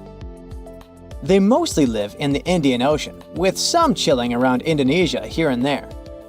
Coelacanths look and behave very differently from other fish. Their creepy fins actually move in a way similar to how human arms and legs move. They also have a special joint in their skull that lets them raise a part of their head while feeding. That's because they're related to tetrapods, those guys that were the first to step out of the waters to the land. Michael Smith is a British naturalist. On July 2018, he was exploring the remote Wandiwoi mountain range in Papua, Indonesia. He was there to search for rare, pretty flowers called rhododendrons, but he accidentally took a photo of a funky-looking creature. Smith got very curious about this animal. He then returned for another expedition, this time with a local guide. He spent 10 tough days searching high in the mountains. The terrain was harsh, with constant rain, slippery ground, and leeches crawling into their boots. When they were already exhausted and close to giving up, the miracle happened. The team finally spotted and snapped a picture of the animal. This cute thing turned out to be the Wandiwoi tree kangaroo, the one thought to be extinct for 90 years. The first time it was discovered was 1928. It's a sad story. A biologist spotted it while studying the area, and this was the first and the last time we saw that animal. But as it turned out, it wasn't extinct at all. It's just a very elusive and sneaky creature. This marsupial lives in small, isolated, steep and misty forests. Very few people venture there, all because of the reasons we mentioned: the rugged terrain, dense bamboo thickets, lack of water. Even the local hunters had never seen one. They're super cute with their round face, reddish fur, and appearance that looks like a mix of a monkey and a bear. It's a weird type of kangaroo that jumps on the trees, not the land. When Michael Smith rediscovered it, he immediately contacted experts, including a specialist on tree kangaroos. The discovery was confirmed. Even though it's still hard to catch these creatures in the wild, they're still a mystery to science, and scientists try to protect the species. In 1996, researchers from the Wildlife Conservation Society were walking around the meat market in Thakek, Laos. Suddenly, they spotted a bunch of weird rats. Yeah, it may seem to be a common thing for a market, but those were no simple rats at all. At first, they thought it was a new species. They called this new rodent the Laotian rock rat. This animal was so different from other rodents that biologists wanted to place it in its own family. But in 2006, Mary Dawson and her team challenged this idea. They suggested that the Laotian rock rat might actually belong to an ancient family of rodents. the ones that were believed to have been extinct for 11 million years. In the same year, scientists finally captured and documented a live specimen. And guess what? Those were indeed those ancient rats. They didn't go extinct. They just preferred to avoid the spotlight and decided to go vibe in the limestone karsts of Laos and a small part of Vietnam. Turns out, the locals were even familiar with the rodent, regularly trapping it for food. Right, that must be the true reason for their hermit lifestyle. Now, these guys are a huge interest for scientists and are being studied carefully. In 2019, some scientists went on a joint expedition on Fernandina Island in the Galapagos archipelago. During the expedition, the team started noticing weird things: tracks, scat, and claw marks on trees. By following them, they suddenly discovered the culprit: a mysterious turtle that was sitting on a high elevation on the volcanic island. It was a lone female tortoise. They nicknamed her Fernanda. That's because they recognized her as a Fernandina giant tortoise, a species that was thought to have been extinct for 112 years. The last time we've ever seen this species was in 1906, when scientists found a male tortoise and sent it to the California Academy of Sciences. They thought that volcanic eruptions and extensive hunting caused the species to completely disappear. This was a huge deal. It provided hope for the survival of the Fernandina giant tortoise. Park rangers said that they saw signs of at least 2 other tortoises, so maybe they'll be able to find them soon. The Galapagos Conservancy has launched fundraising efforts to support further expeditions. In July of 2007, Luis Enrique Minguez was hiking in La Palma, a small island in the Canary Islands.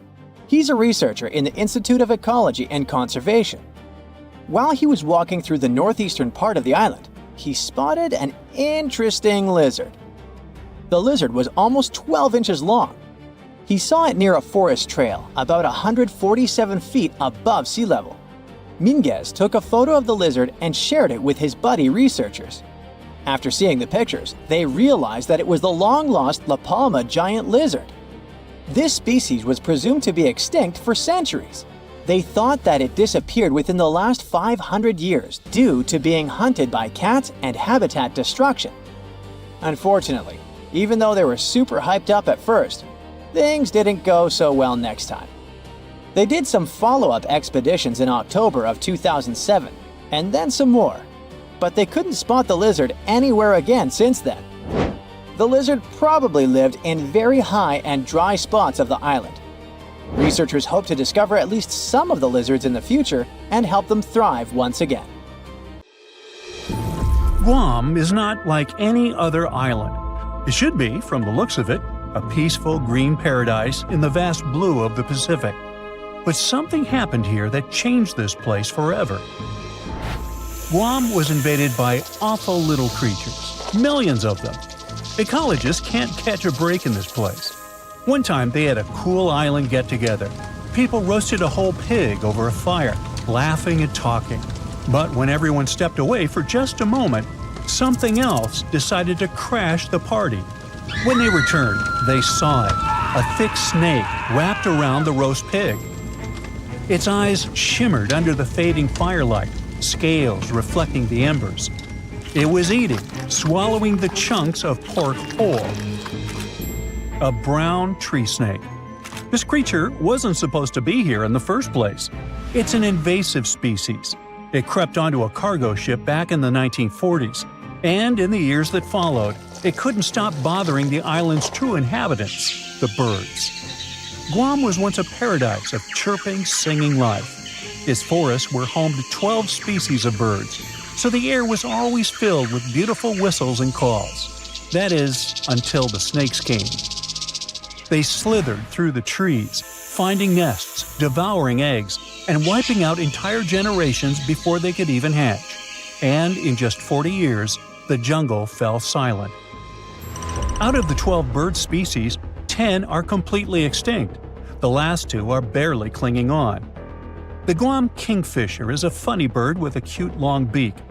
It was only saved by a last-minute effort to capture a few survivors.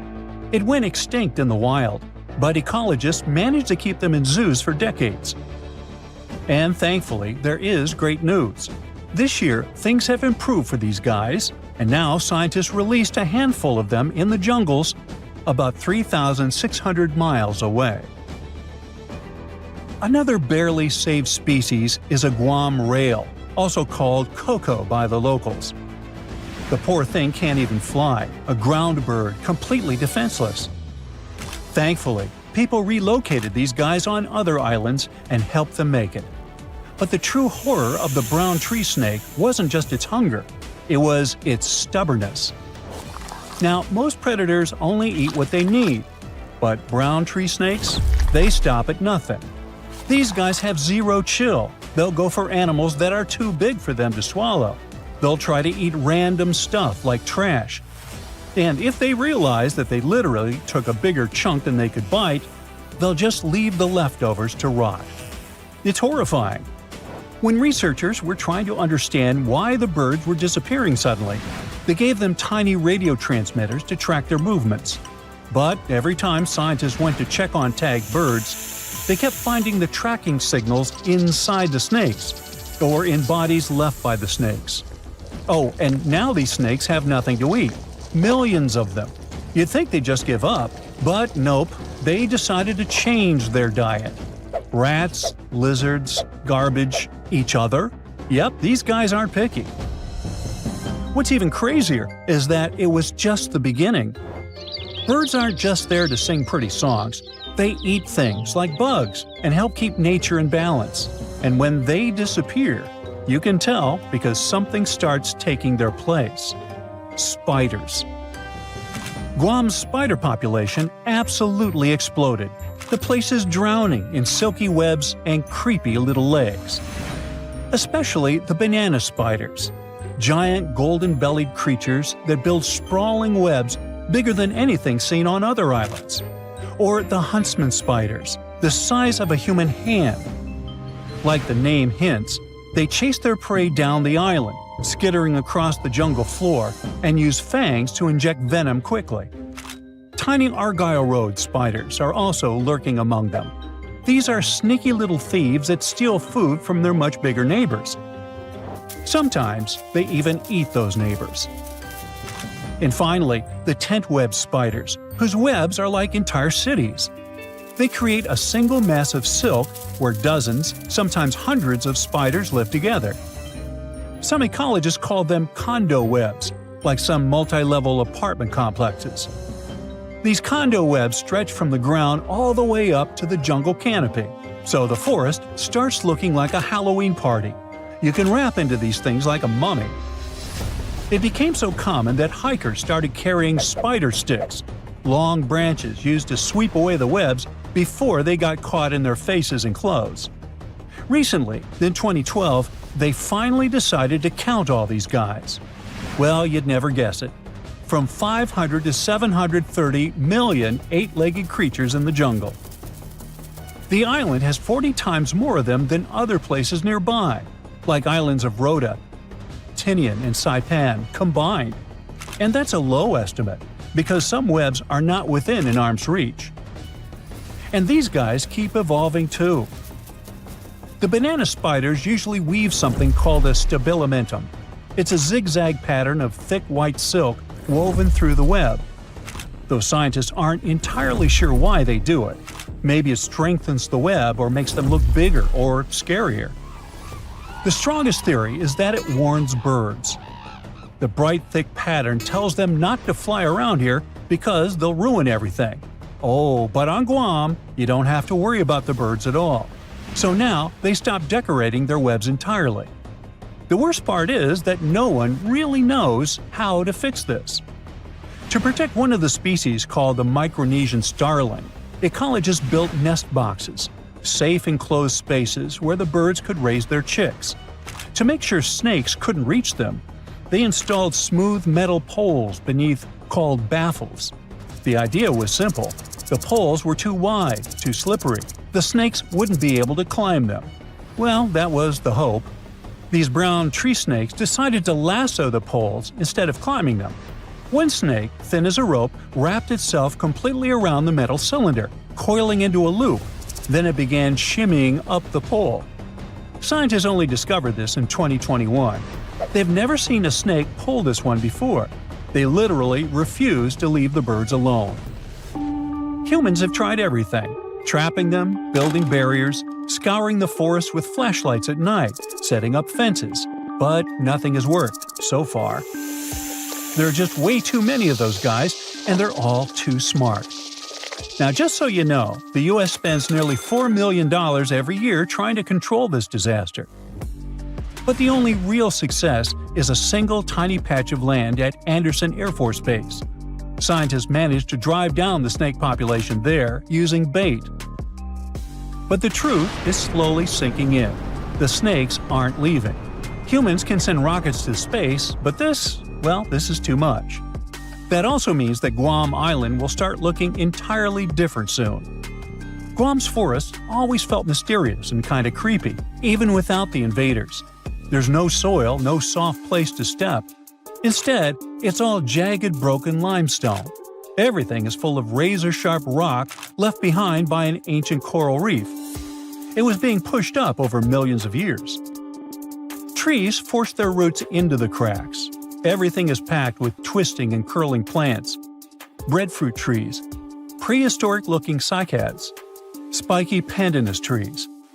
And just as a cherry on top, a typhoon comes ripping through every few years, tearing it all apart. Luckily, plants usually grow back fiercely. Now, walking there is insane.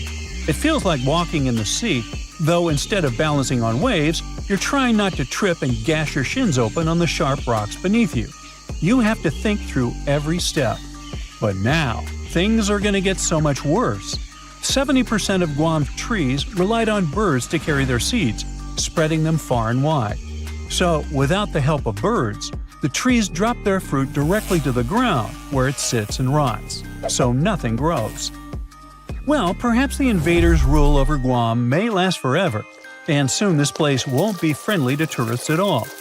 It may become one of the worst places on Earth, if it isn't already. Now here's something. Baltic amber is one of the most common resins found in the world. The reason for this is that due to the vast forests of pine, their numerous deposits are so common, they provide wonderful treasures from long ago. Ants are especially common in the Baltic amber, which comes from pine trees. Its resin is rich in sugar, so the ants often live amongst the trees, close to the easy source of food. One block found in East Germany has preserved one ant that is estimated to be about 48 million years old. Think of the birthday cake. But what makes this find interesting is another animal inside the amber. It's a mite, notorious hunters in the insect world, capable of traveling at great speed. These guys quickly latch onto their hosts, sucking them dry. They're also capable of destroying entire hives in one go. And within this piece of amber, the amber provides a display of their final struggle. In Southeast Asia, feathers belonging to something unique have been found from 80 million years ago. They were captured in resin during the Cretaceous period, a peak time for dinosaurs. The many feathers inside are from the coelurosaur. It looks like a dinosaur, but this animal is more related to birds. Other feathers like this have been found in resin. They belong to avian and other non-flying dinosaurs. The discoveries have helped reimagine what dinosaurs actually look like. Still, dinosaurs may have had feathers instead of being completely bald. Of course, for most of them, the feathers weren't used for flying, but they helped the dinos stay warm. However, the feathers weren't all that was found, and a part of the coelurosaur's tail is also preserved. Still, it's so small and ancient that its DNA hasn't survived to map their entire genome. The enclosed tail is also very delicate, and it can't be removed from its protective amber shell. But although these findings can only be observed, they've still provided a great insight in the evolution of birds. But how does amber preserve things so effectively, even at the initial stages? The trees produce the resin to protect any small gaps in the bark against feeding insects. Its antiseptic nature and lack of water content ensures it doesn't degrade for a long time. This also makes it more resilient as it petrifies over long periods, eventually becoming a fossil. Some of the oldest amber ever found was from the Triassic period, showing how long it can last. The pieces from Italy are about 230 million years old. And inside one of these ancient droplets holds the oldest arthropod ever recorded. This mite found inside has provided a broader understanding to their evolution. Today, they're known to mainly annoy gardeners by feeding on the petals of flowering plants. However, at the time the mite was caught, flowers didn't have any petals, and it would be without this tasty meal for another 100 million years. Now, 100 million years ago, Myanmar was part of Gondwana, the great supercontinent. At that time, Myanmar wasn't part of Asia yet. But it was still lush with a great forest, which contained many species of lizards that lived amongst the undergrowth, hiding away from dinosaurs. Many of them have been stored within amber. This fact helped discover ancestors of geckos and chameleons. By using CT scans, scientists have analyzed them, providing a glimpse into the formation of their scales, teeth, feet, and claws. It also provided an understanding of how these archaic creatures once appeared. Although mostly pieces of lizards, by using modern technology, the scientists have been able to create 3D images of the lizard. These images can reveal how those guys appeared in their full form. The images show that they still retain some of their exact features to this day, like the chameleon's sticky pads used for climbing. A salamander fossil from around 20 million years ago is one of the most intact specimens ever found in amber. Details of its final moments show that it had been attacked before getting stuck in the resin. However, what's confusing about this find from the Miocene era is that the amber was found in the Caribbean, but it came from a tree that's closer related to those from East Africa. The lizard also has ancestry from the same area. Finds like this have opened a whole new understanding about how these small lizards migrated. It's expected that they would have ridden fallen logs, which took them across the seas to new homelands, not only to the Caribbean, but to all continents except for Antarctica. Nobody goes there, it's too cold. In the Dominican Republic, you can find some of the rarest of all ambers. This Dominican amber came from neotropical forests from around 20 million years ago. Many of the trees that made the resin are now extinct. The amber is almost completely see-through and can come in an array of beautiful colors. The most common colors are red, yellow, and even blue, and are easily mistaken for gemstones. One was found with a flea caught in it, dating to when the forest was at its peak and the mammalian variety thrived. Fleas were likely common at the time, and this flea in particular had recently fed on a mammal before getting stuck. However, something more intriguing was found within the flea. While scientists checked what mammal DNA was within the flea, they found that it was carrying an ancient bacterial blight. These blights have been constant throughout Earth's history, dramatically decreasing populations of animals and plants. This now extinct blight in the amber helped scientists determine how much the bacteria have evolved and how it spread. Now, most remnants of insects inside amber aren't much more than the exoskeleton bodies. But with some found in Myanmar, they were so well preserved that even the color of the insects is still intact. Colors in nature appear in three different ways.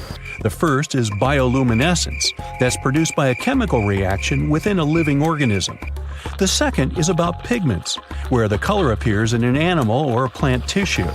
The third is called structural coloration, and the production of colors here is explained by microscopic surfaces fine enough to react with the light. The rare insects in amber were found in the form of structural coloration, but only at specific wavelengths. It all explains the very intense colors rarely found. 99 million years later, these bugs can still show their vibrant colors – blue, purple, and green. Some of them appear so different in color and shape that they almost look like they're from another world. Which of course they are, a very old one. Ants have been around for about 168 million years, based on fossil evidence provided. They're well known for their social hierarchies and their hive mind system. They've dominated almost every corner of the insect world, but when these social capabilities came about have been difficult to determine.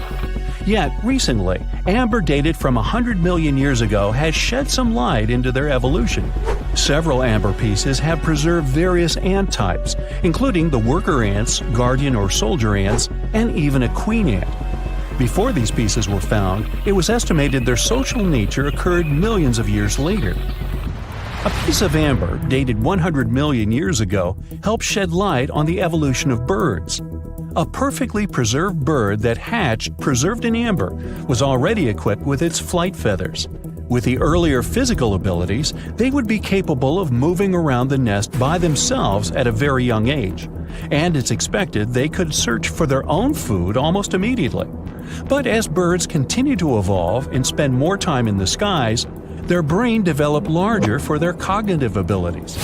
After hatching, their early development was then more focused on the brain, and the chicks slowly became more reliant on their parents over time. In Spain, a massive treasure trove of amber and other fossils has been found. Inside, there were remnants of an entire ecosystem that existed 110 million years ago. A bunch of individual fossils were found. The vast collection includes many types of insects, mollusks, arachnids, plants, 50 different dinosaur bone fragments, feathers, and hair from mammals, and a McDonald's burger wrapper. Nah, just kidding. With the abundance of findings, it's helped researchers understand the ancient terrestrial ecosystem that once existed. With loads of specific details of the environment, they've reconstructed the swamp.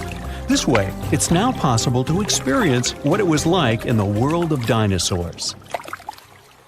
A piece of whale rib has recently been found in a North Carolina mine. Not a big deal, some might think. Hey, why can't a whale be a miner, right? But this fragment offers scientists a unique glimpse at the interactions between prehistoric sharks and whales from around 3 to 4 million years ago. The thing is, 3 tooth marks embellish the rib. That means that the whale was once badly bitten by an animal with a super powerful jaw. Judging by the spacing between the tooth marks, and it reaches almost 2.5 inches. This animal could be a mega-toothed shark. I'm talking about the megalodon. Or it could be a different shark species which was around at that time. The curvature of the shark's jaw shows that the animal was relatively small, between 13 and 20 feet long. Yeah, small. As for the whale, it seems to be the ancestor of a great blue or humpback whale. Researchers are amazed.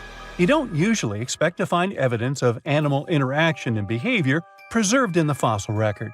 After examining the sample carefully, they concluded that the shark must have gone away with a mouthful, but the whale had survived because most of the fossil fragment is covered with what is known as woven bone. It quickly forms in response to localized infection. Such bone isn't particularly strong, and later the body remodels it into compact bone tissue. But it takes time. The presence of this bone means that the healing was incomplete and the whale passed away 2 to 6 weeks after the unfortunate encounter. On the other hand, its demise could have been unrelated to the infection and injury. Only a handful of fossils show such kinds of interactions between ancient animals. You can often find bite marks on fossils indicating where the animal passed away and its carcass was scavenged. But this fossil is one of a few examples that not only show a wound inflicted by another animal, but also demonstrate that the prey survived. All fossils are exciting for paleontologists. Yes, they need to get out more. But some might look terrifying to regular people. For example, look at this picture of tentacle arms and octagonal-shaped heads. When it first appeared in mass media, internet users claimed that it was some ancient organism that had come from space. Others thought the story was fake. But in fact, both the picture and the fossil are real. The fossil is known as a mortality plate, a fossilized representation of a mass extinction event of one or several species. The fossil actually contains more than a dozen specimens of a type of marine organism called a crinoid. Despite their looks, crinoids were not plants but marine animals. This particular species lived deep underwater on the seafloor. Crinoids were related to starfish, sea urchins, and brittle stars. These creatures could attach themselves to the seafloor with stalks made up of flexible porous discs connected by soft tissue. The stalks were hollow, and that's where the animal's nervous system was located.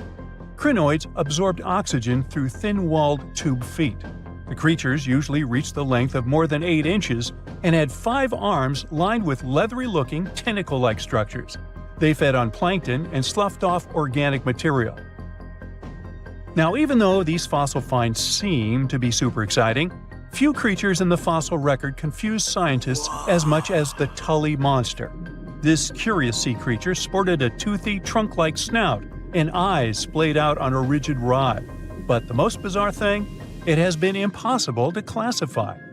Researchers have been considering a variety of organisms, for example, segmented worms, swimming slugs, and primitive eel-like creatures, since the monster was discovered in 1966. Recently, they have even tried to connect it to some species of jawless fish with a backbone-like structure. A team of scientists from Japan has used high-resolution laser scanners to examine the anatomy of Tully monster fossils in 3D. They concluded that the enigmatic fossil might be an invertebrate after all, and still, the true identity of the creature remains elusive. In the 1950s, amateur fossil hunter Francis Tully found a ghostly imprint of a torpedo-shaped organism with a huge tail fin in the Mizon Creek fossil beds in Illinois. Tully had never seen anything similar to the torpedo structure. He took his find to Chicago's Field Museum of Natural History.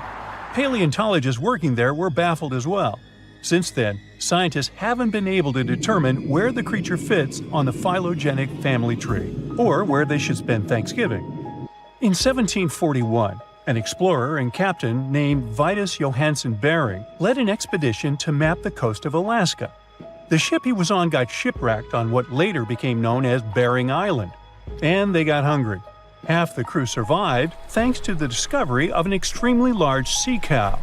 With the meat of these animals nourishing them, the sailors managed to build a small ship from the wreckage and return home.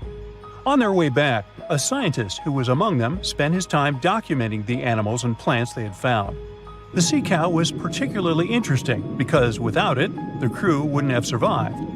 These animals were more than 26 feet long and weighed around 10 tons. All sea cows are members of the order Sirenia, marine mammals more closely related to elephants than cows.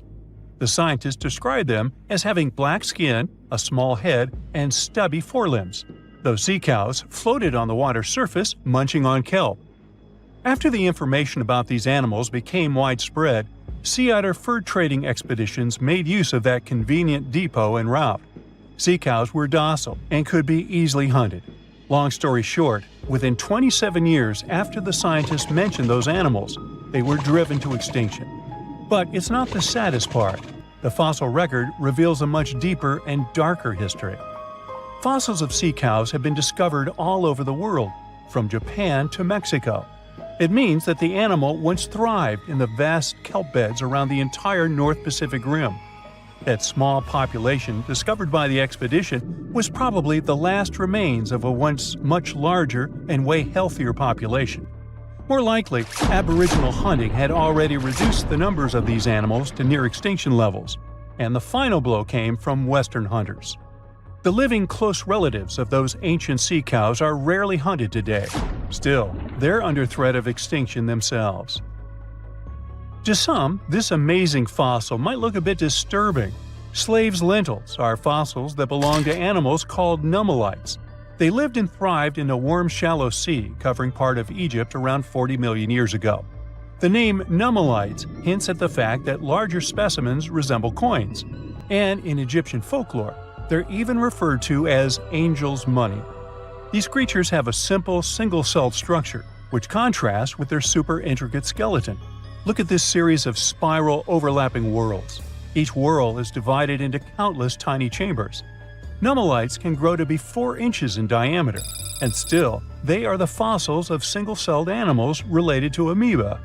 How and why did they grow to be so large? The reason could be their symbiotic relationships with other smaller organisms. In the case of modern species, such symbionts are tiny golden-brown single-celled algae called diatoms. The shells of nummelites are relatively transparent, and since they're flat, there's a large surface area for the light needed for the diatoms to photosynthesize. For some reasons, scientists are still debating about them. The presence of plant symbionts in animals dwelling in the sea encourages the growth of a calcareous skeleton in hosts. So, the gigantic size of the nummulites in Egypt could be due to their close relationship with symbiotic diatoms. Does that make sense? Fun fact: a species of nummulites evolve very fast, and their fossils change from one layer of sediments to the next. So, the limestone used for the pyramids of Giza are so packed with such fossils that it's known as nummulitic limestone. This limestone also contains two kinds of nummulites, the smaller slave's lentils and the larger angel's money. But those are not different species, but rather different stages in the life cycle of a single species. Deep beneath the soil in Scotland lies one of the largest Neolithic stones ever discovered. If it had been left above ground, it might have drawn more visitors than Stonehenge. But something strange happened. After excavating it, the archaeologists chose not to display it. Instead, they reburied it for good. Whatever they felt, whatever they saw, it was enough to seal the stone back into the earth. Why, though? I mean, we know Neolithic people drew and carved warnings and important pieces of information on stone. That's why the Cocknose stone was so intriguing when it was first discovered. It all began with Reverend James Harvey, a local minister who stumbled upon this enormous slab back in the 1880s near Clydebank, just outside Glasgow, Scotland. The stone was a typical sandstone, like the ones you'll find in Stonehenge, but it was a smooth type of sandstone that worked as a canvas. When Harvey found the rock, it was covered in swirling rings, deep grooves, and strange cup-like markings. Harvey must have recognized right away that this was no ordinary rock. It was a message from thousands of years ago.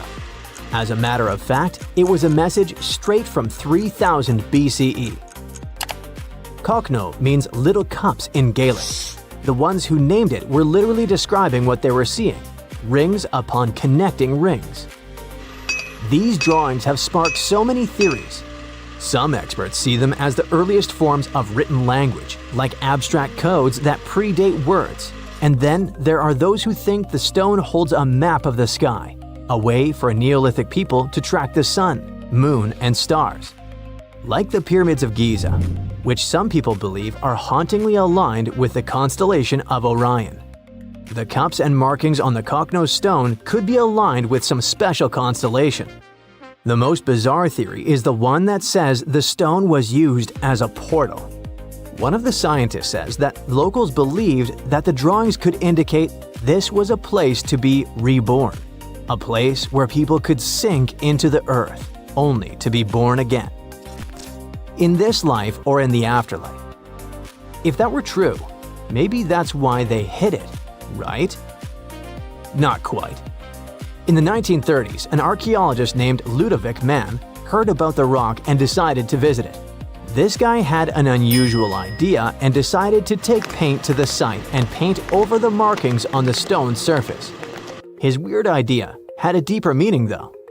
He was trying to connect the dots, literally, and see if the stone worked as an ancient astronomical chart. He thought the carvings might predict solar and lunar movements, even eclipses. Some say that actually what man did was vandalize the slab of stone. That's maybe why archaeologists decided to rebury the stone back in 1965.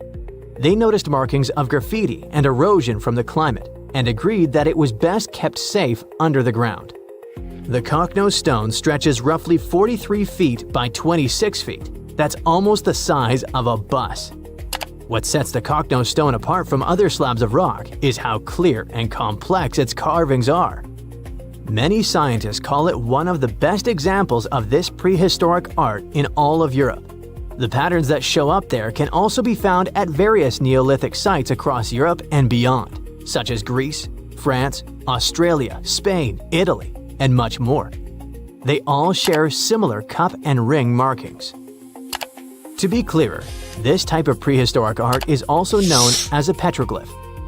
Petroglyphs are carvings made by prehistoric people right into the surface of rocks.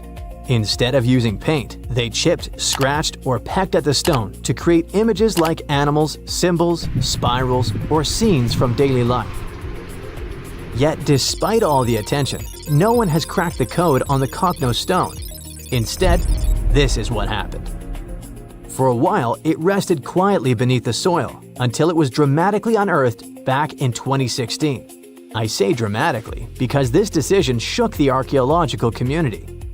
Archaeologists from the University of Glasgow decided to reopen the site to study the rock once again. But this time, instead of exposing it to the elements, they used drones and high-tech 3D scanning to capture every groove and swirl with shocking detail. The team created a digital replica so precise it could be studied without ever touching the real thing ever again. This new approach gave hope that one day the Cockno stone might finally reveal its secrets, or at least help us understand what Neolithic people thought was worth carving into stone and hiding beneath the earth. But this digital resurrection came with a price. The real stone, vulnerable after centuries underground, had to be buried once more, shielded from the various hands and, let's face it, smelly feet of the modern world. Now, the Cockno stone sleeps once again beneath the Scottish soil. Something needs to be clear here is that although researchers haven't decoded the symbols on this rock yet, they do know one thing. Neolithic rock art was a powerful form of communication and spirituality for ancient communities. These carvings were carefully etched onto rocks, scattered across hills, grazing lands, and near water sources. They likely served practical purposes such as marking important locations or guiding seasonal movements, but their significance went far beyond that. For Neolithic people, these carved stones were deeply spiritual, acting as connections to ancestors, natural forces, and sacred landscapes. The rocks carried meaning as part of a larger relationship between people and their environment. They helped turn the landscape into a living map of both everyday life and spiritual belief. That's probably why we find it all over the world. On the subject of mysterious rocks, we need to talk about these petroglyph-filled rocks that also actually sing. I want you to meet the Kupgal petroglyphs, which are located in Bellary district of Karnataka, India. This Neolithic or Stone Age site was first discovered in the late 1800s, lost, and then rediscovered in the early 21st century. These petroglyphs were carved into the dark surface of dolerite rock.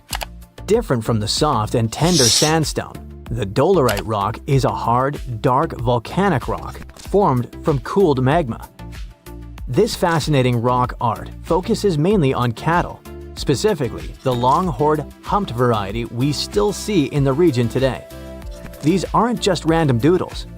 Some of the cattle are drawn solo, while others appear in scenes facing off against each other, being ridden by human-like figures or surrounded by people with bows and arrows, maybe representing hunting or capture. Beyond cattle and humans, there are a few other animals like elephants, tigers, deer, and some abstract symbols like dogs, ladders, or footprints. But there aren't big narrative scenes. The most interesting thing here is that Kupgal, apart from being visually expressive and super important, also sings. Among its most unique features are the so-called rock gongs. These rock gongs are boulders with natural cup-like depressions that ring out like bells when they're struck with smaller stones, often called a hammerstone. What happens is that instead of emitting a dull thud, the rock sings. It's like Earth's own xylophone. This is a real phenomena that can also be found in other parts of the world. These so-called musical rocks emit resonant metallic tones that can be heard for hundreds of feet. Most rocks, when you hit them, don't produce sound because they absorb energy.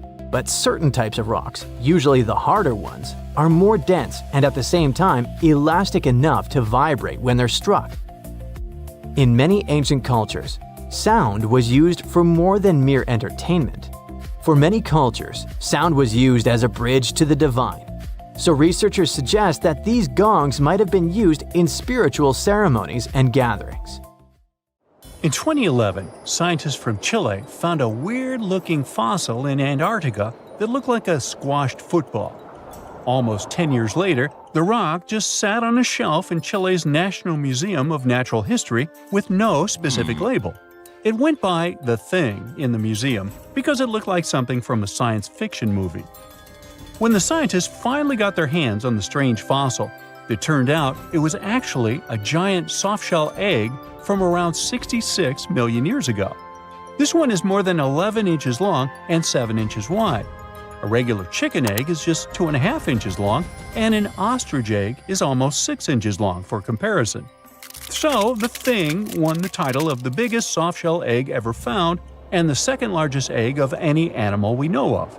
The only bigger egg that was ever found was that of the extinct Madagascan elephant bird, which is also 1.5 times as tall as Michael Jordan. The bird, not the egg.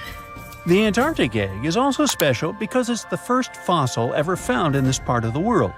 So, whoever left it there must have been one big creature, probably a giant sea turtle that lived long ago, like a mosasaur. This is surprising because most scientists thought these creatures didn't even lay eggs, so this discovery could change what we know about them. The egg is also unique because it has a thin eggshell and no pores, which is totally different from most dinosaur eggs. It actually looks more like the eggs of lizards and snakes, but it came from a giant creature related to these animals. No known dinosaurs or flying reptiles from that time and place were big enough to lay such a huge egg, so it must have been a mosasaur after all. But we can't be 100% sure. Scientists did a lot of work and studied 259 types of living reptiles, like lizards and snakes, and their eggs. From this, they figured out that the mommy who laid the egg was probably at least 23 feet long, not counting her tail. During the late Cretaceous period, this part of Antarctica might have been like a nursery. Paleontologists have found bones of tiny mosasaurs and plesiosaurs in the same area, along with bones from the grown-up ones. Archaeologists in Norway made another cool but literally discovery and found dozens of arrows that had been hidden in ice for 6,000 years. They were melting out of a large ice patch in the high mountains, covering an area of about 45 football fields. In 2014 and 2016, when the summers were extra warm, scientists went to an ice patch called Langfoni to look around. They also found lots of reindeer bones and antlers there. Some of the arrows were whole and some in pieces, along with 5 arrowheads around the melting ice patch. This is more arrows than have been found at any other frozen site in the world. Some of the 68 found arrows date back to the Neolithic period, and the newest ones are from the 14th century of the Common Era. Ice is like the perfect time machine that can preserve whatever ends up there in an almost perfect condition. Langfoni became famous as one of the first ice patch sites after a local hiker found a 3,300-year-old leather shoe right next to its edge. Scientists are studying places like this to understand how people used these sites and how the ice patches from Norway to North America changed over time. Now, once upon a time, around 32,000 years ago, to be exact, a squirrel buried some seeds near a river in Siberia. Am I the only one getting the Ice Age vibes? Anyway, these seeds belong to a plant with cute white flowers. Thousands of years later, a group of scientists found these seeds buried deep in the frozen ground, about as far down as a 12-story building is tall. The seeds were surrounded by ice and bones of animals, like mammoths, bison, and woolly rhinoceroses. The mature seeds had been damaged, maybe by some squirrel, but some of the younger seeds still had good plant parts inside them. The scientists carefully took those out and put them in small containers to help them grow. And here comes the coolest part. They were able to grow the plants. Their flowers were shaped a little differently from the flowers of the same plant that grows today. After a year, the Ice Age plant even made new seeds. Based on this, the scientists suggested that permafrost could be a depository for an ancient gene pool, and we could find extinct species there and bring them back to life. Scientists on an icebreaker in Antarctica were looking for whales, but found something way more unusual. The camera behind the ship, which is as heavy as a car, detected 16 million icefish nests on the floor of the Weddell Sea. The nests were located about every 10 inches in all directions and covered an area of 93 square miles, which is slightly bigger than the whole of Washington, D.C.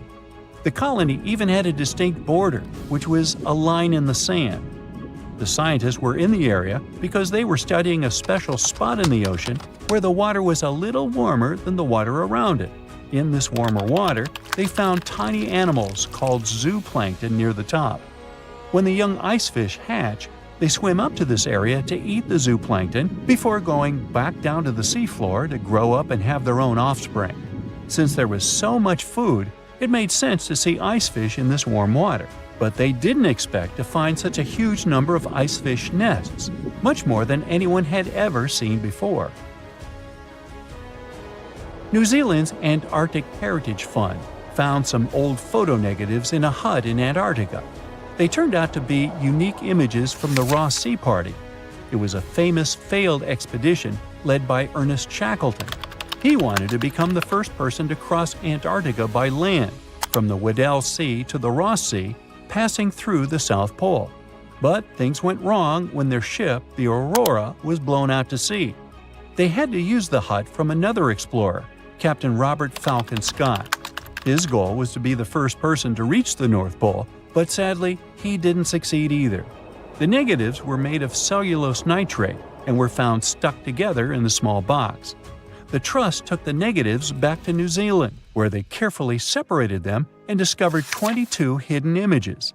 Many of the photos were damaged, but the Trust could still recognize some familiar places around McMurdo Sound, a well-known area in Antarctica. No one knows for sure who took the pictures. In December 2021, some scientists noticed a strange mark on the Larsen ice shelf, a giant sheet of ice off the eastern coast of Antarctica. They thought it might be a river flowing under the ice, so they drilled down over 1,600 feet to check it out. They expected to find water, but they didn't expect to see that the water was full of fast-moving creatures called amphipods. The scientists also found that the water in the underground river had unusual layers of currents moving in different directions, which they still don't fully understand. Another surprising thing happened during their research. On December 20th of the same year, a volcano erupted far away in Tonga, and the pressure waves from the eruption were detected all the way down in the ice river in Antarctica. It shows how everything on our planet is connected, even in the most distant places. Ooh, from giant spiders to venomous snakes, we all get freaked out by Australian creatures. Yeah, me too. But newly discovered fossils show that things were way more dangerous 120 million years ago, when this land was completely ruled by massive razor-clawed megaraptors. Yeah, I'm glad I wasn't around then. These dinosaurs were about 26 feet long and walked on two legs, just like the famous T-Rex. They were fast, fierce hunters, with a superpower: their hug. Yep, their massive, muscular forearms had huge curved claws, perfect for grabbing and holding onto prey. Uh-oh. They would wrap their arms around their poor victims, just like a hug, and trap them with no chance of escape. And even though their teeth were quite small, they were still sharp enough to rip through flesh. The first time we heard about megaraptors was in the late 90s, when a paleontologist discovered their fossils in the region of Patagonia, Argentina. Since then, no one has ever found a complete skeleton, only fragments. But probably the most important one yet was uncovered in Australia at the beginning of this year. Researchers were exploring Victoria's stunning coastline when they stumbled upon megaraptor fossils. First, they spotted bones from its lower legs and a few vertebrae washed up on the beach. Even though they were working with just a couple of fragments, a deeper analysis confirmed that these belonged to a megaraptor. And not just any megaraptor, it was the oldest one ever discovered. This discovery gets even more exciting because it adds weight to the theory that these dinosaurs might have originated in Australia. But we already knew that they roamed the land down under since early 2023, when researchers found the top of a megaraptor skull in the country. So let's rewind a bit. We first found their remains in Argentina, right? Right. But then, years later, researchers found fossils of the same family of dinosaurs on the other side of the world, in Australia. If the ones in Oceania were older, how did these creatures end up in South America? Of course, they didn't fly there. They didn't cross continents by swimming either, although there is a theory that they could swim. Remember, we're talking about the dinosaur era, which happened millions of years ago. And back then, Australia and Argentina were actually pretty close. Basically, they were one. Both lands were part of the supercontinent known as Gondwana, and they were connected through Antarctica. Wait, but wasn't this path freezing? I mean, yeah, these dinos had to pass through Antarctica to get to their destination, but they weren't freezing their tails off. This all happened during the mid-Cretaceous period, when the weather was super warm. Back then, the poles were covered in plants, not ice. So let's just say they took full advantage of the good weather to make the crossing. Now, about 180 million years ago, Gondwana started to break apart. At some point, Australia drifted away from the supercontinent, cutting it off from other landmasses, including South America. That's why the same dinosaurs showed up in completely different parts of the world. Mystery solved. Now, let's get back to that recent discovery. The researchers didn't just find a few traces of megaraptors on the beach. In total, they uncovered 250 dinosaur bones at the site, but only 5 of them were really important. They belonged to 3 different species of dinosaurs that, as it turns out, all lived in Victoria at the same time. So yeah, we've already talked about those first 2 bones. They were from the megaraptor. Next, we have a shin bone from a Onenlagiine. That's my best shot at pronouncing it. It's a dino also known as the southern raptor. This is a type of dromaeosaur with a long snout. And the last 2 shin bones of different sizes came from a Carcharodontosaurus, whose name means shark-toothed lizard. This one is a particularly big deal for 2 reasons. Number 1, it's the first evidence that this species lived in Australia. And number 2, it was small, and that is pretty surprising since we've always thought of this species as being massive. Fossils found in Argentina, for example, show this dinosaur reached a length of about 36 feet.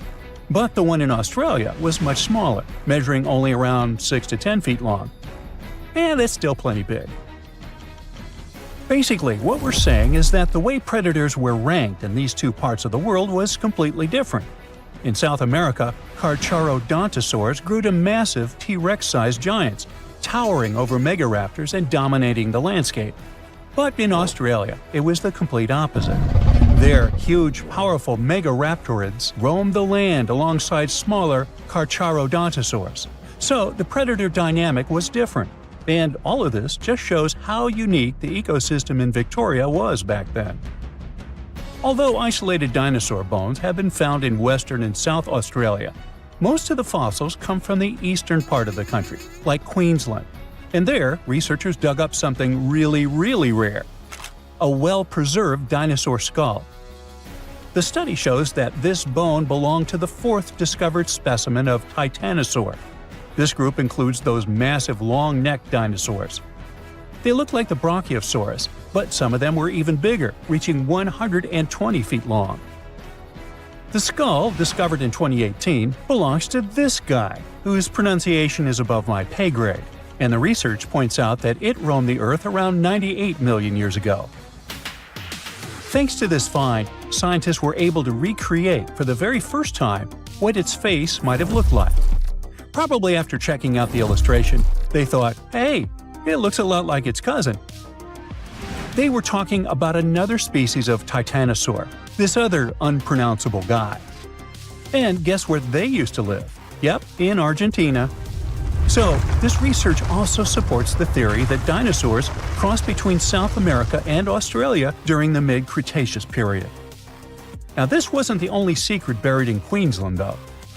In 2024, researchers working there discovered the fossilized remains of a new species of pterosaur, about 100 million years old.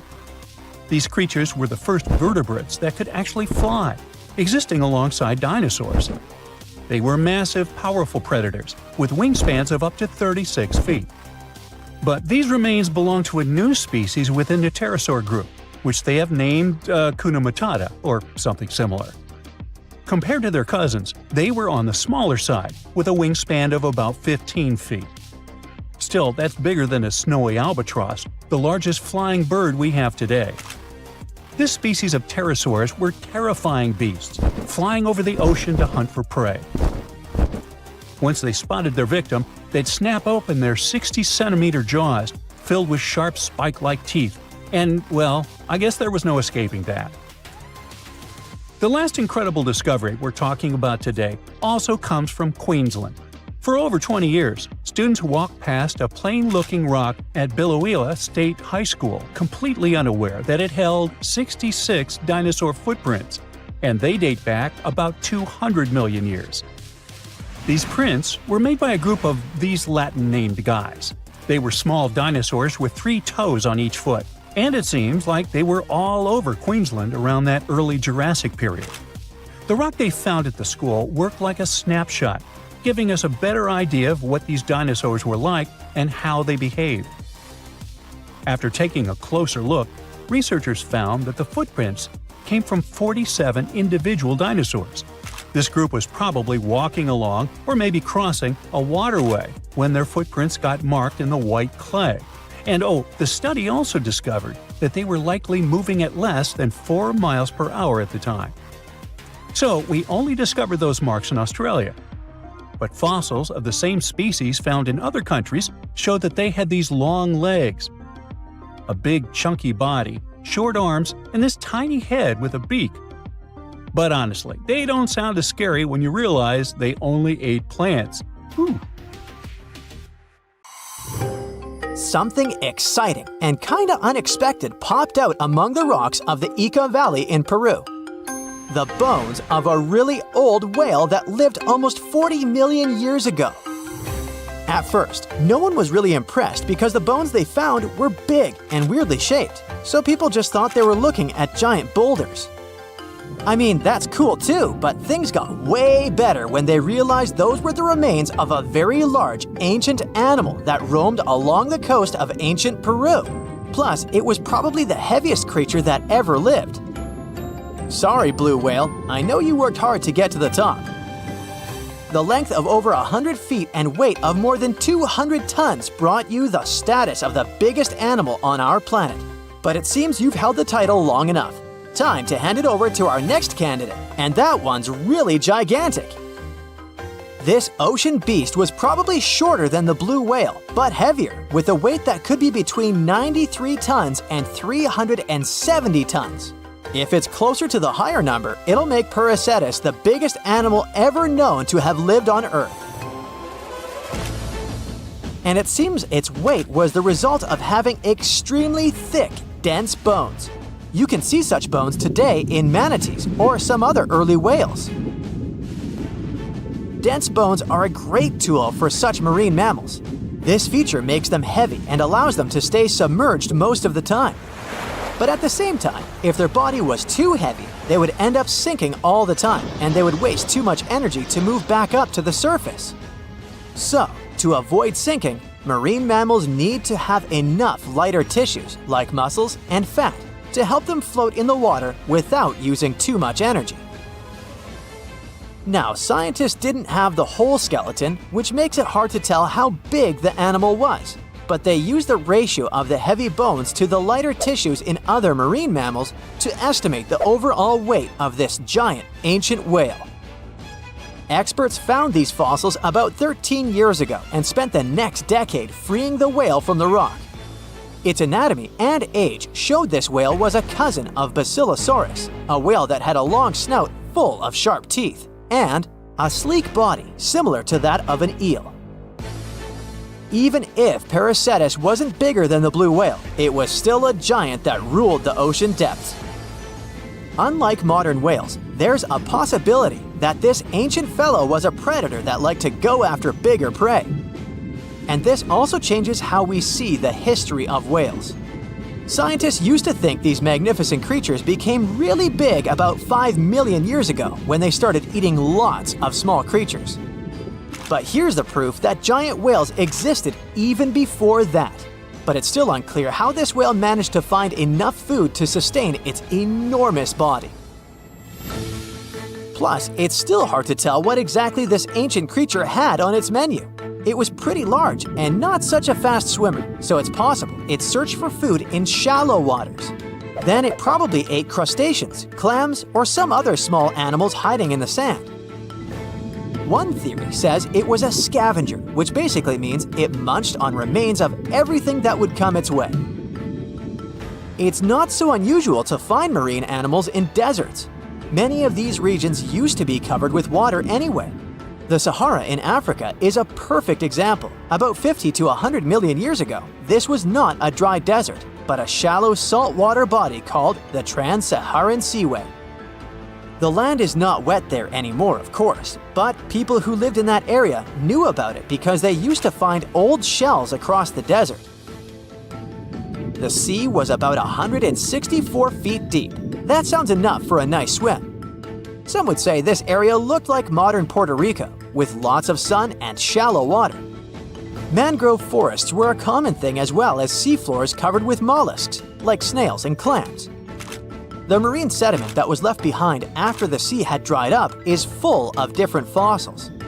And the animal that lived in that ancient underwater world didn't look friendly. Plus, they were much bigger than their relatives from modern times, so a regular-sized human would end up as a snack, not even a whole meal. Normally, when animals live on small islands, they can become much bigger than their relatives from the mainland. This is something we call island gigantism, and it happens because there are more resources or fewer predators on islands. Maybe the same thing happened in the Trans-Saharan Seaway. Even though it wasn't an actual island, the water moved in and out, which created little pockets of water.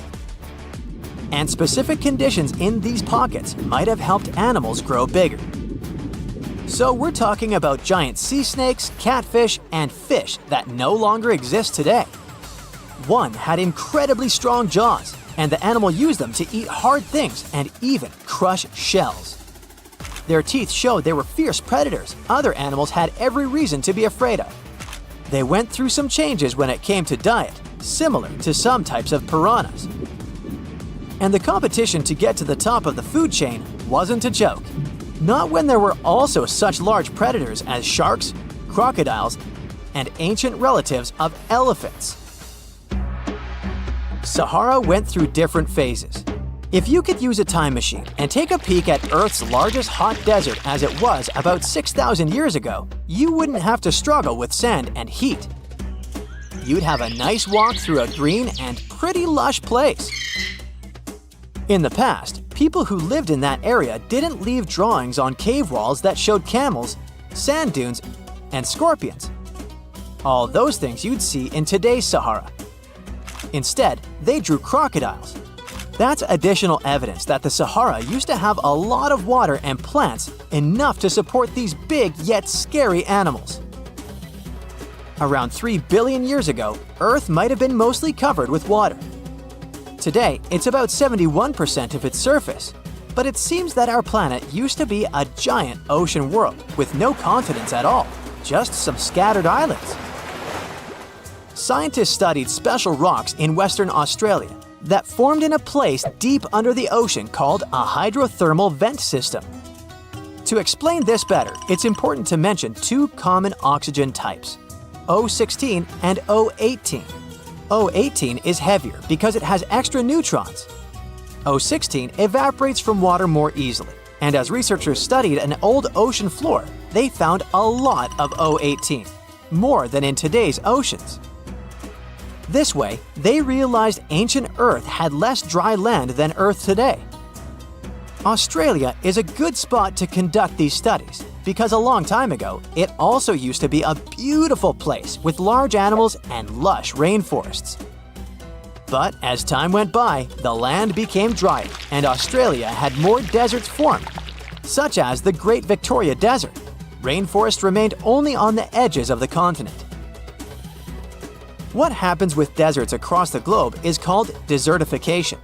That's when land that used to be good for growing things turns into a desert or something similar. Our planet changes over time, together with its climate. But desertification also happens because of human activities, like mining, farming, and building cities. And when land turns into a desert, it's a problem because it can't support people and animals anymore. Food doesn't grow there. there's not enough clean water and animals lose their homes. To help with this problem, there's a plan many countries agreed to. They decided to work with farmers to take care of the land, fix damaged areas, and manage water better. All in all, to make our planet a better place for life.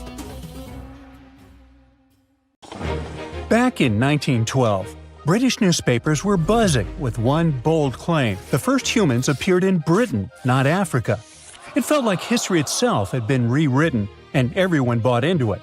Crowds cheered, scientists raised their glasses, and the tiny village of Piltdown in Sussex suddenly became the spotlight for what was hailed as the greatest evolutionary discovery ever.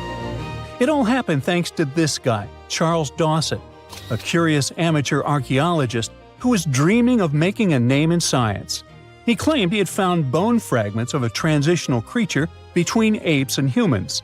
Dawson teamed up with Arthur Smith Woodward, a respected geologist from the Natural History Museum, and together they assembled fragments of skulls, teeth, and even primitive tools. They unveiled their find, the Piltdown Man, to the Geological Society, and for decades everyone believed it. Textbooks even rewrote human evolution around it, and entire generations memorized it as pure truth. But here's the twist. In 1949, new technology to determine the precise age of objects came along, and things just didn't add up. Tests showed that the skull was only about 50,000 years old, not hundreds of thousands. Then came an even bigger shock. The skull and jaw didn't even belong to the same species. Someone had combined a human skull with the jaw of an ape, probably an orangutan. And even worse, they filed down the teeth to make them look more human and stained the bones to match the surrounding gravel. A Frankenstein fossil and its creator managed to trick the entire world into believing they'd found a missing piece of humanity's puzzle. So Dawson went down in scientific history, but probably not the way he was hoping to. And he wasn't the only one. Some did it for money, others for fame. In the late 19th century Paris, museums were collecting ancient treasures like they were trading cards. When a stunning gold tiara, supposedly belonging to an ancient Scythian king, Ctesiphon, appeared on the market, the Louvre had to have it. It was breathtaking, detailed, majestic, fit for a ruler. The museum proudly paid a fortune and displayed it as a masterpiece of ancient craftsmanship. Then came the heartbreak. A few years later, an entrepreneurial goldsmith from Odessa read about the Louvre's glorious find and burst out laughing. He recognized the tiara because he made it with his own hands. It was a modern piece, a commission he created for local dealers, except they never told him they planned to pass it off as an ancient treasure. The Louvre was humiliated. Once again, the whole world believed in a beautiful lie, and the goldsmith who had just made the museum look ridiculous ended up famous in the world of art. The tiara still holds the Guinness World Record for the greatest goldsmith fraud of all time. Another story of a well-planned scientific hoax takes us to a quiet town of Cardiff, New York, a couple of decades before the Louvre incident. In 1869, workers digging a well struck something hard and enormous. They uncovered what looked like a petrified 10-foot-tall man lying in the earth. Crowds poured in from miles around to see it. Preachers called it proof of the biblical giants mentioned in Genesis. Scientists debated whether it was fossilized or divine. Within days, the Cardiff giant became a sensation. People paid good money to see it, 50 cents a ticket, which was a lot back then. Later, it turned out that a man named George Hull carved the mysterious giant from gypsum after an argument with a Methodist reverend. Hull just wanted to prove how easily you can fool people, especially religious believers, unlike himself. So he buried the fake giant, and it worked too well. Even after experts exposed the hoax, visitors didn't care. They kept coming because they wanted to believe. Over time, the giant changed ownership several times. You can now see it at the Fenimore Farm and Country Village Museum in Cooperstown, New York. Well, speaking of museums, you might have seen crystal skulls that glow under light. presented as sacred artifacts from Mesoamerican temples. Yes, that skull from an Indiana Jones movie with ancient Aztec powers or even extraterrestrial energy. So, museums displayed such skulls proudly until scientists at the British Museum and the Smithsonian decided to give them a closer look, and what they found shattered the myth. They found that the skulls were made with modern rotary tools and abrasives that ancient carvers didn't have. In other words, someone in the 1800s or 1900s made them using modern machinery and fooled the world. They weren't messages from deities or some advanced creatures from space, just very fancy paperweights that tricked so many people into believing in some ancient superpowers. Well, let's jump several decades closer to the present day, shall we? In the 1960s, Yale University revealed what looked like a discovery that could rewrite world history: a 15th century map showing North America labeled Vinland. It meant Vikings had mapped America long before Columbus. The headlines were sensational. The idea was romantic. Explorers crossing icy seas century before Europe even knew America existed. But something just didn't add up. The parchment was generally medieval, but the ink wasn't. Decades of testing revealed it contained titanium dioxide, a pigment invented in the 20th century. In 2021, Yale confirmed it. The Vinland map was a modern forgery, drawn over old parchment to make it look ancient. It wasn't proof of Viking genius, but rather of human cleverness on one side and the tendency to be easily persuaded on the other. And when we speak of persuasion, you don't have to try too hard when a really trustworthy source like National Geographic shares something, right? Well, in 1999, it presented what it thought was the ultimate discovery: a fossil that bridged the gap between dinosaurs and birds. It was called Archaeoraptor, and it was going to change everything we knew about evolution. The fossil came from China, and on first glance, it was perfect.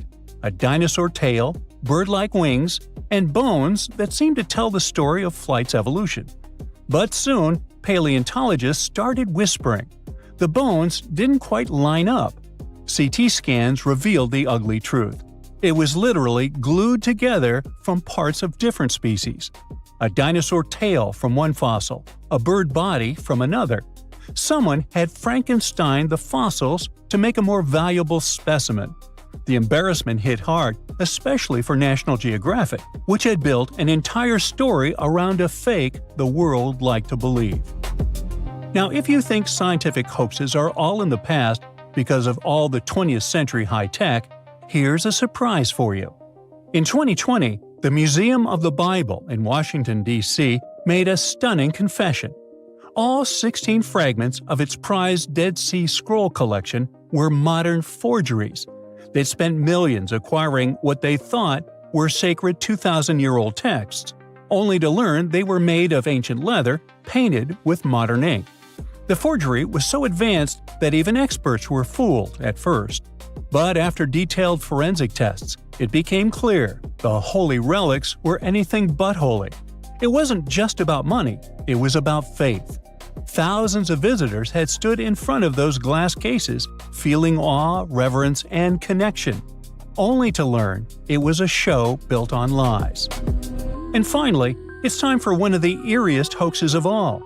In 2000, a mummy surfaced in Pakistan, claiming to be a 26-year-old Persian princess, the daughter of Xerxes. They found her in a gilded sarcophagus, wrapped in golden robes. Her face was eerily well preserved. Archaeologists were stunned, but something about her looked wrong. CT scans, linguistic analysis, and radiocarbon dating revealed the horrifying truth. The mummy wasn't ancient at all. She was a modern woman, and someone likely took her life and then mummified her to sell as a fake relic. Well, yikes. The story went from exciting to tragic overnight and broke many hearts. What was supposed to be a royal miracle turned out to be a human crime and yet another lie. All these stories have one thing in common: hope. People want to believe. They want to touch the past, to find proof that connects them to something bigger. Whether it's scientists looking for the missing link, museums wanting fame, or believers searching for signs of faith, we all crave wonder. History is full of tricksters, and sometimes the best stories come from the fakes that fooled us all. Dinosaurs, big ancient bugs, creepy spiders, and scary insects are all cute animals compared to the monsters that lived on Earth about 500 million years ago. For example, here's a creature that swam in the water like a stingray and had 3 eyes. Its mouth was like a pencil sharpener. 2 long claws with forked tips like pincers protruded from its head, and its gills were somewhere in the back. This is not a thing from a sci-fi movie. This is Mosura. Its remains are preserved in excellent condition.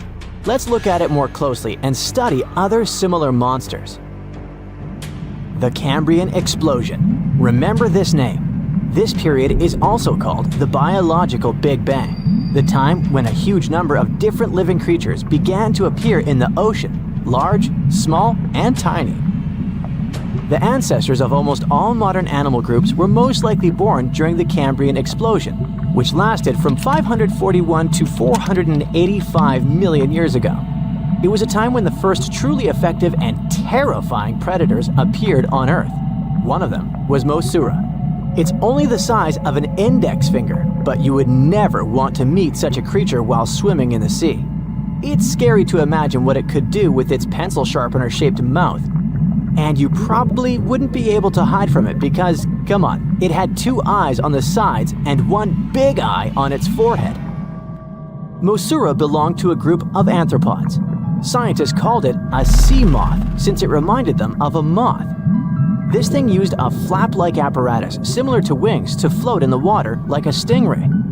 This monster was quite creepy, but its appearance may seem familiar because it's a distant relative of modern spiders, crabs, centipedes, and moths.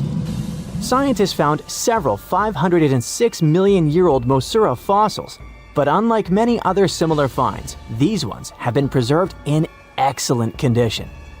The found fossils showed sharp claws, a toothy jaw, and large gills in the tail section. Some parts of the fossil were so clear that they revealed the details of the creature's internal anatomy, including parts of its nervous and circulatory systems and digestive tract. It had jointed limbs like those of modern insects and crustaceans. When this monster swam in the sea, it probably grabbed its prey with long spiked claws sticking out of its head. Many Mosura relatives have claws covered with multiple spikes, which help them grab food. But that ancient creature had smooth claws forked at the tips. That is, it grabbed the prey with those tongs, using them like chopsticks, and then brought it to its mouth. Of course, this is an assumption, and nobody saw how this creature actually did it. Unlike many other similar animals, Mosura's posterior segmented body was studded with gills. Scientists don't know why this was necessary, but they assume that such an unusual breathing system helped to adapt to an environment with low oxygen content. Perhaps Mosura led a very active reproductive lifestyle that required high oxygen consumption. Creepy, dangerous, and reproducing fast. An excellent set of qualities for one of the most dangerous predators of antiquity. But what did Mosura eat? It probably caught different types of worms and small arthropods. It's nice to think that this monster lived so long ago and was so small. But what if this creature was the size of a shark and was swimming in the ocean these days? Perhaps it would become a dominant dweller and people would swim much less along the coast. Mosura lived in the water but was discovered in the Burgess Shale Rock Formation in the Canadian Rockies. Many mountains on Earth were once the seabed inhabited by strange creatures. One of them was Opabinia. It had 5 eyes, a mouth facing backward, a long trunk and claws instead of a nose. Wait, what? It's too strange even for science fiction, even for outer space. In its eccentricity, Opabinia was perhaps the loneliest creature on Earth. Scientists couldn't find another species that would be similar to this individual until recently. Meet Utaurora. It seems to belong to the same species as Opabinia. Its inch-long body was divided into 14 to 15 furrows. Each of them ended in a pointed flap. Opabinia had the same body, but it's unlikely that both monsters were friends. The difference between their timelines was several million years. It's hard to imagine why these monsters needed such strange body structures. Why haven't modern filmmakers used the design of those animals to create cool space monsters yet? Okay, they were creepy creatures, but what about weird and kinda useless ones? Scientists have discovered Su, a legless creature with no head turned inside out. Huh? This 444 million year old creature was found in South Africa, north of Cape Town. They called it Su after the discoverer's mother. In fact, it's some kind of new arthropod species that may have lived in low oxygen waters. This creature was turned inside out, and the outer shell with the legs and head was lost. Thanks to mineralization, muscles, tendons, and even Su's intestines were preserved on the fossil. It's a great success to find such detailed remains of an ancient creature. However, scientists still can't determine the evolutionary history of this species. They're sure that it was a primitive marine arthropod. Okay, we can see that 500 million years ago, Earth was filled with creepy monsters, which fortunately are now extinct. But what about trees? Were they the same as we see now? Or was there something else? Something creepy? Oh yeah. Scientists have discovered a new kind of living organism similar to a tree or a mushroom. It was gigantic and had a very minimalistic design. Meet the Prototaxites. It's basically just a big stick with a round end poking out of the ground. It was smooth, didn't have the usual tree bark, and looked more like a mushroom without a cap. But scientists have recently found out that it wasn't a mushroom at all. Prototaxites probably belonged to a previously unknown branch of life. Prototaxites is considered to be the first giant organism in the history of the planet that lived on land. It existed about 420 to 375 million years ago during the Devonian period. It was the time when plants began to spread across dry land, forming large forests. Over time, they began to grow leaves and form roots in the ground. Then, the first seed plants appeared. The real colonization of land began. The first arthropods, such as centipedes, arachnids, and other unpleasant creatures, began to walk among those forests. Meanwhile, the water was filled with a huge biodiversity. There was a giant supercontinent on the planet, and smaller parts began to break off it. During this period, Prototaxites towered over the land. Some of these things reached 26 feet high and 3 feet wide. It's like a 3-story house and as thick as a palm tree. But what was it? A plant? A mushroom? Algae, perhaps? Scientists discovered them in the middle of the 19th century, but only in 2007 did they conduct chemical analysis. Research showed that it was most likely a giant mushroom, but in 2025, scientists refuted this conclusion. It turns out this may have been an unknown life form that existed separately from the kingdom of fungi, animals, plants, and protists. Scientists noticed that the inner part of Prototaxites consisted of a number of tubes. There are similar tubes inside mushrooms, but the tubes of that ancient living thing branched and joined differently. They even had a different chemical composition. The main building block of mushrooms is chitin, but the Prototaxites contained chemicals similar to lignin, a substance found in the bark of trees and other plants, and its anatomy differs from the structure of any other organism known to us. What were they doing on Earth? Just chilled and enjoyed the bloom of life? Did they produce some kind of fruit, like a banana with eyes and claws? Scientists don't know. What if it was something that was brought to Earth from outer space? What if they were flowers planted by another civilization? What do you think? The Sahara Desert is like a Mad Max movie. Scorching heat, endless dunes, and an overall barren wasteland. A place where no one could live, right? Well, forget all you know about it, because 5,000 years ago, the Sahara was a lush paradise of grasslands, lakes, and rivers, and the home of a ghost civilization that vanished without a trace. Our tale begins in the 1930s, when a Hungarian explorer stumbled upon a cave in the middle of the Sahara. Inside, he found something bizarre: ancient rock paintings of people swimming in a lake, surrounded by giraffes, hippos, and crocodiles. At the time, everybody shrugged it off as some symbolic depiction of the afterlife, because really, who would imagine a lake in the Sahara? Well, fast forward some 70 years later, when a group of archaeologists made a discovery that flipped the script. In a rock shelter in Libya, they unearthed 15 mummies, along with baskets, ceramic pots, and other everyday items. This may look like prehistoric junk to most people, but to archaeologists, it was like uncovering a key piece of evidence. Those people weren't just passing through, they lived here. You see, those weren't just any mummies. They were some of the oldest naturally mummified humans ever found, dating back over 7,000 years. Take that, Egypt. 2 of them still had readable DNA, preserved thanks to a rare natural mummification process, almost a miracle considering the Sahara's climate's ability to turn everything into, well, beef jerky. Scientists struggled to understand where those mummies came from for a while, because the mitochondrial DNA they recovered was not helpful at all. But thanks to scientific progress, they eventually managed to do a full genome analysis that revealed some weird secrets. Those people belonged to a human lineage that was completely unknown, and they lived isolated from the rest of humanity for thousands of years. For decades, researchers assumed that the place where they lived, the Green Sahara, was like a prehistoric highway, a lush corridor that humans and animals used to migrate between sub-Saharan Africa and the Mediterranean. But the mummies demolished that theory, like a hippo sitting on a sandcastle. Their DNA showed zero genetic mixing with sub-Saharan and Eurasian migrants, keeping their genes pure for 7,000 years. Their closest genetic relatives weren't their neighbors living right below the famous desert, but some ancient hunter-gatherers from Morocco, and even some guys that lived in the Czech Republic, when it wasn't even a country yet, 50,000 years ago.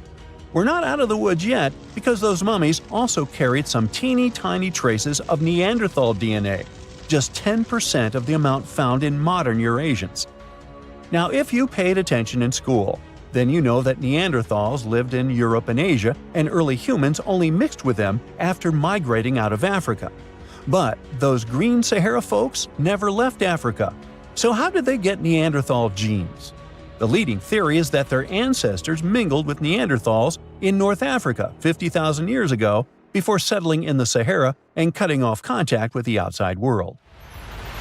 Archaeologists also found cattle bones and tools made of stone and wood at that rock shelter, proving that those people led a thriving pastoral lifestyle. This discovery made scientists scratch their heads for a while because, you see, animal domestication was not developed in Africa. So how did they learn it if they never mingled with anyone? Did they have ancient YouTube tutorials? Probably not. The researchers believe they must have traded knowledge with neighboring groups, but just knowledge, no saliva. It's almost too hard to believe that no outsiders mixed with them.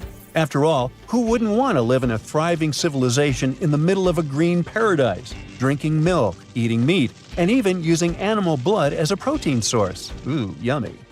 They didn't have to hunt for every meal, thanks to their livestock, and the abundant water made life pretty sweet. And yet, they never married outsiders. Why? Maybe it was a cultural choice to never date outside their own group. Or maybe the landscape itself kept them isolated. This is where scientists place their bets. They believe that the dense forests and rivers that existed in the Green Sahara acted like nature's no trespassing sign, creating a geographical barrier that isolates animals, plants, and whole societies. This isolation is the reason why their genes were so unique. These guys weren't swapping spit with anyone else. But this genetic time capsule almost didn't survive. For most of the last ice age, the Sahara was even harsher than today, a true dead zone where humans couldn't survive. 70,000 years ago, even the toughest people disappeared, retreating to the Nile Valley and the Mediterranean coast. Why? Because Earth was a climate bully. Massive glaciers stole all the moisture, weakening monsoons until rain clouds barely reached North Africa.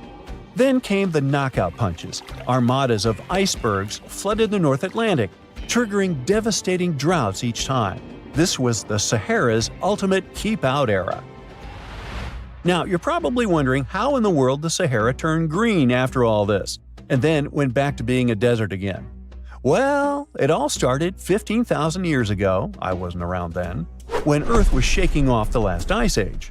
Our planet's axis was a bit wobbly, and because of that, the northern hemisphere got closer to the sun, getting extra sunlight and heat.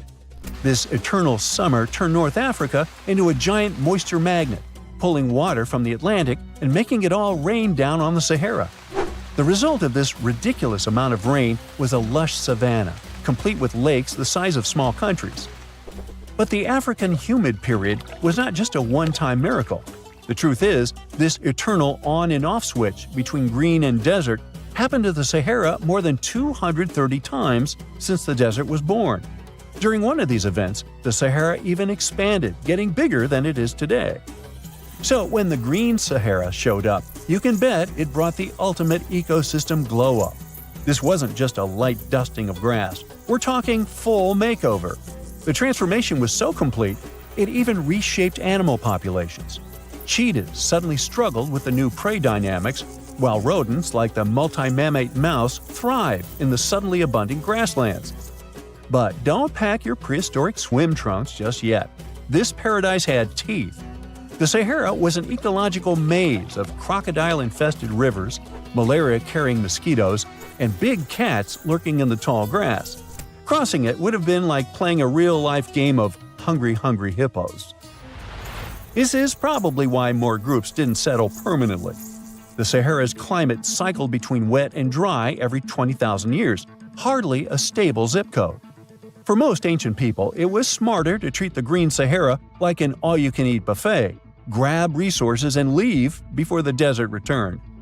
Still, this green Sahara period lasted for 10,000 years, giving our mystery shepherds plenty of time to thrive. But around 5,000 years ago, Earth's axis shifted again, the rains moved away, and the Sahara dried up faster than a puddle in July. As the desert returned, the shepherds from the green Sahara had no choice but to pack up their livestock and leave. Some researchers believe they migrated toward the Nile, laying the groundwork for ancient Egypt, so I guess their legacy lives on. Besides, their pure lineage may be extinct by now, but some faint genes of the mummies can still be found in the people that live in North Africa today. But the introvert mummies were not the only ones using the green Sahara as an Airbnb. They actually had neighbors just around the corner, in a lakeside village in Niger to be exact. Those people thrived for 5,000 years and left behind the oldest Sahara Desert cemetery, including a man buried in a turtle shell, a grinning Halloween man with filed teeth, and a heartbreaking family embrace frozen in time, victims of the very waters that sustained them. Eventually, those people disappeared too, just like it happened to our antisocial friends.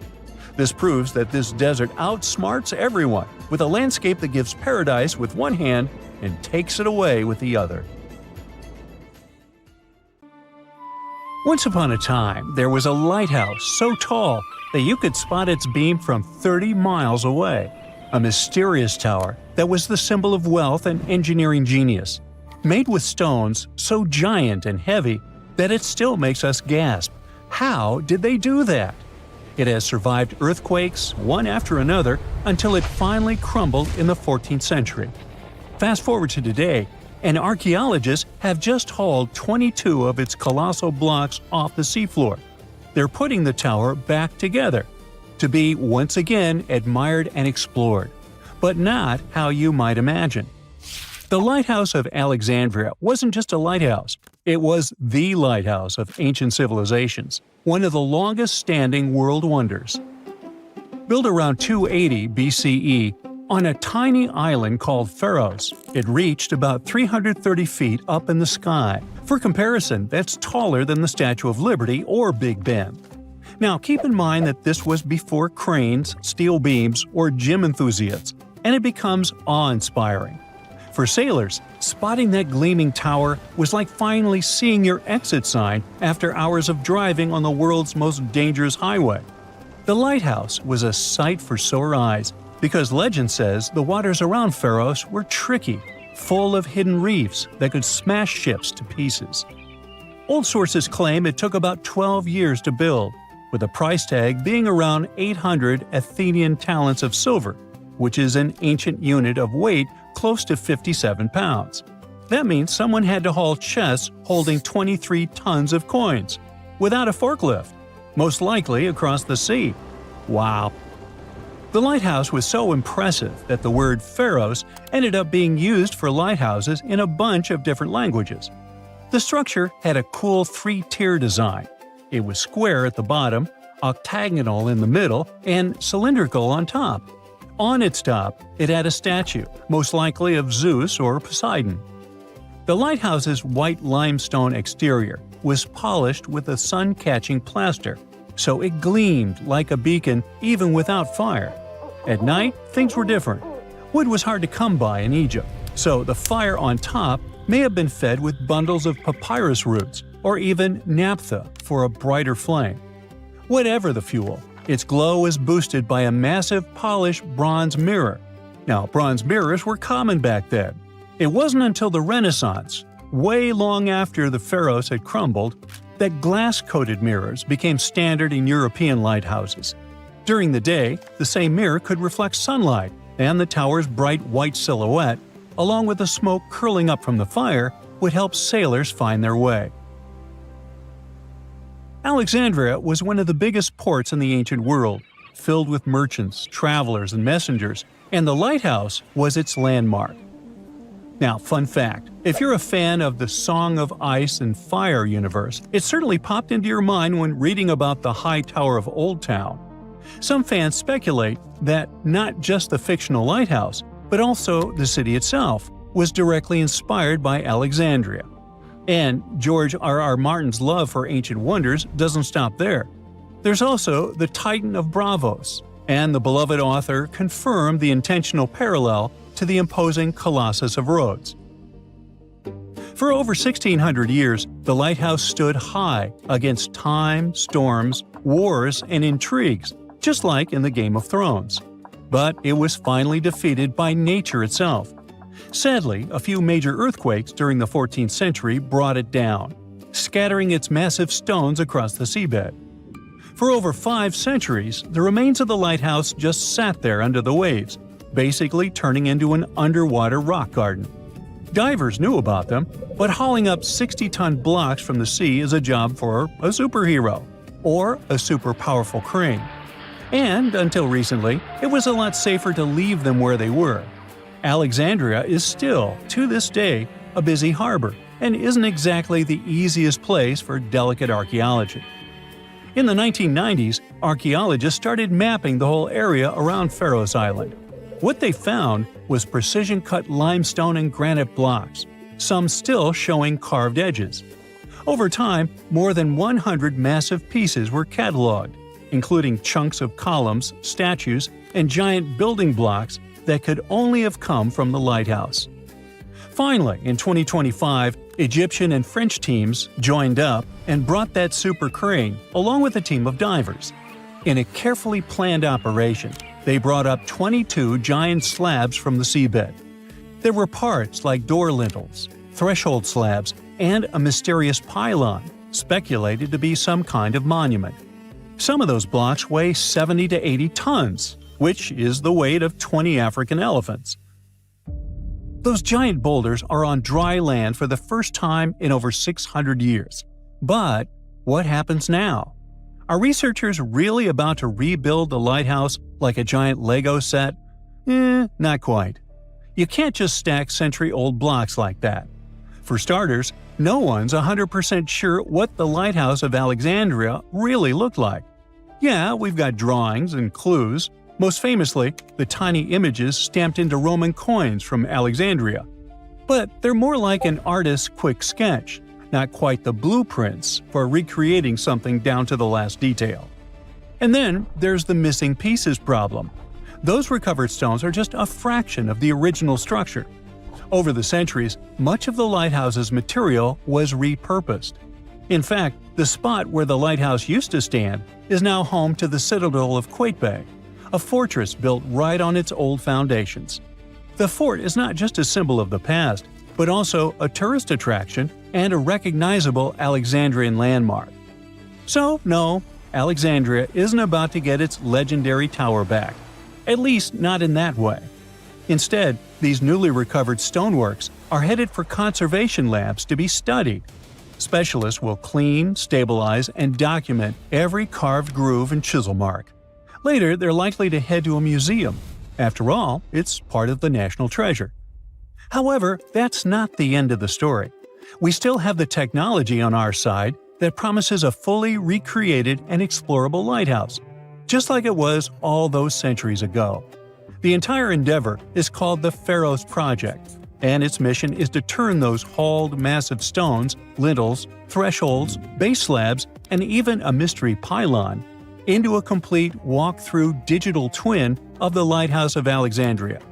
Each piece is getting high-resolution 3D scanning, joining more than 100 fragments already recorded underwater. The goal isn't just to research. The Pharos Project aims to bring back the lighthouse's original look and feel and turn it into a museum. 330-foot-tall structures often have a lot of stairs, and virtual reality is going to be far less painful for my old feet. Museum visitors could walk around its base in augmented reality, while researchers could use the model to test new theories about its structure and function. Hopefully, we'll be able to customize our own atmosphere, dim the lights, and examine the walls just like in a video game. Maybe they'll render pigeons and seagulls to make it even more authentic. We still don't have many details, but the entire thing is being recorded and will be made into a documentary. While we don't have booths to time travel, talented designers can bring the past back to the present. They just need the correct concept art. Sure, nowadays you can recreate almost everything in 3D, but the point here is the authenticity, to put it back together exactly how it was. This is what the Project Pharos wants to achieve. Maybe one day, every ancient world wonder will end up being recreated in a similar way. But there's no reason to stop there. Virtual tourism can save time and money, and while nothing can replace the real experience, visiting authentic locations recreated in virtual reality may be the next best option. Locals are already excited. The Citadel of Quaitbay is already drawing people, but now Alexandria is about to get the first digital tourist attraction. Soon anyone with a VR headset can stand on top of this historic wonder, squint while watching the sunset, and finally answer the burning question: is it possible to get exhausted while climbing virtual stairs? And can I customize the soundtrack? Ooh,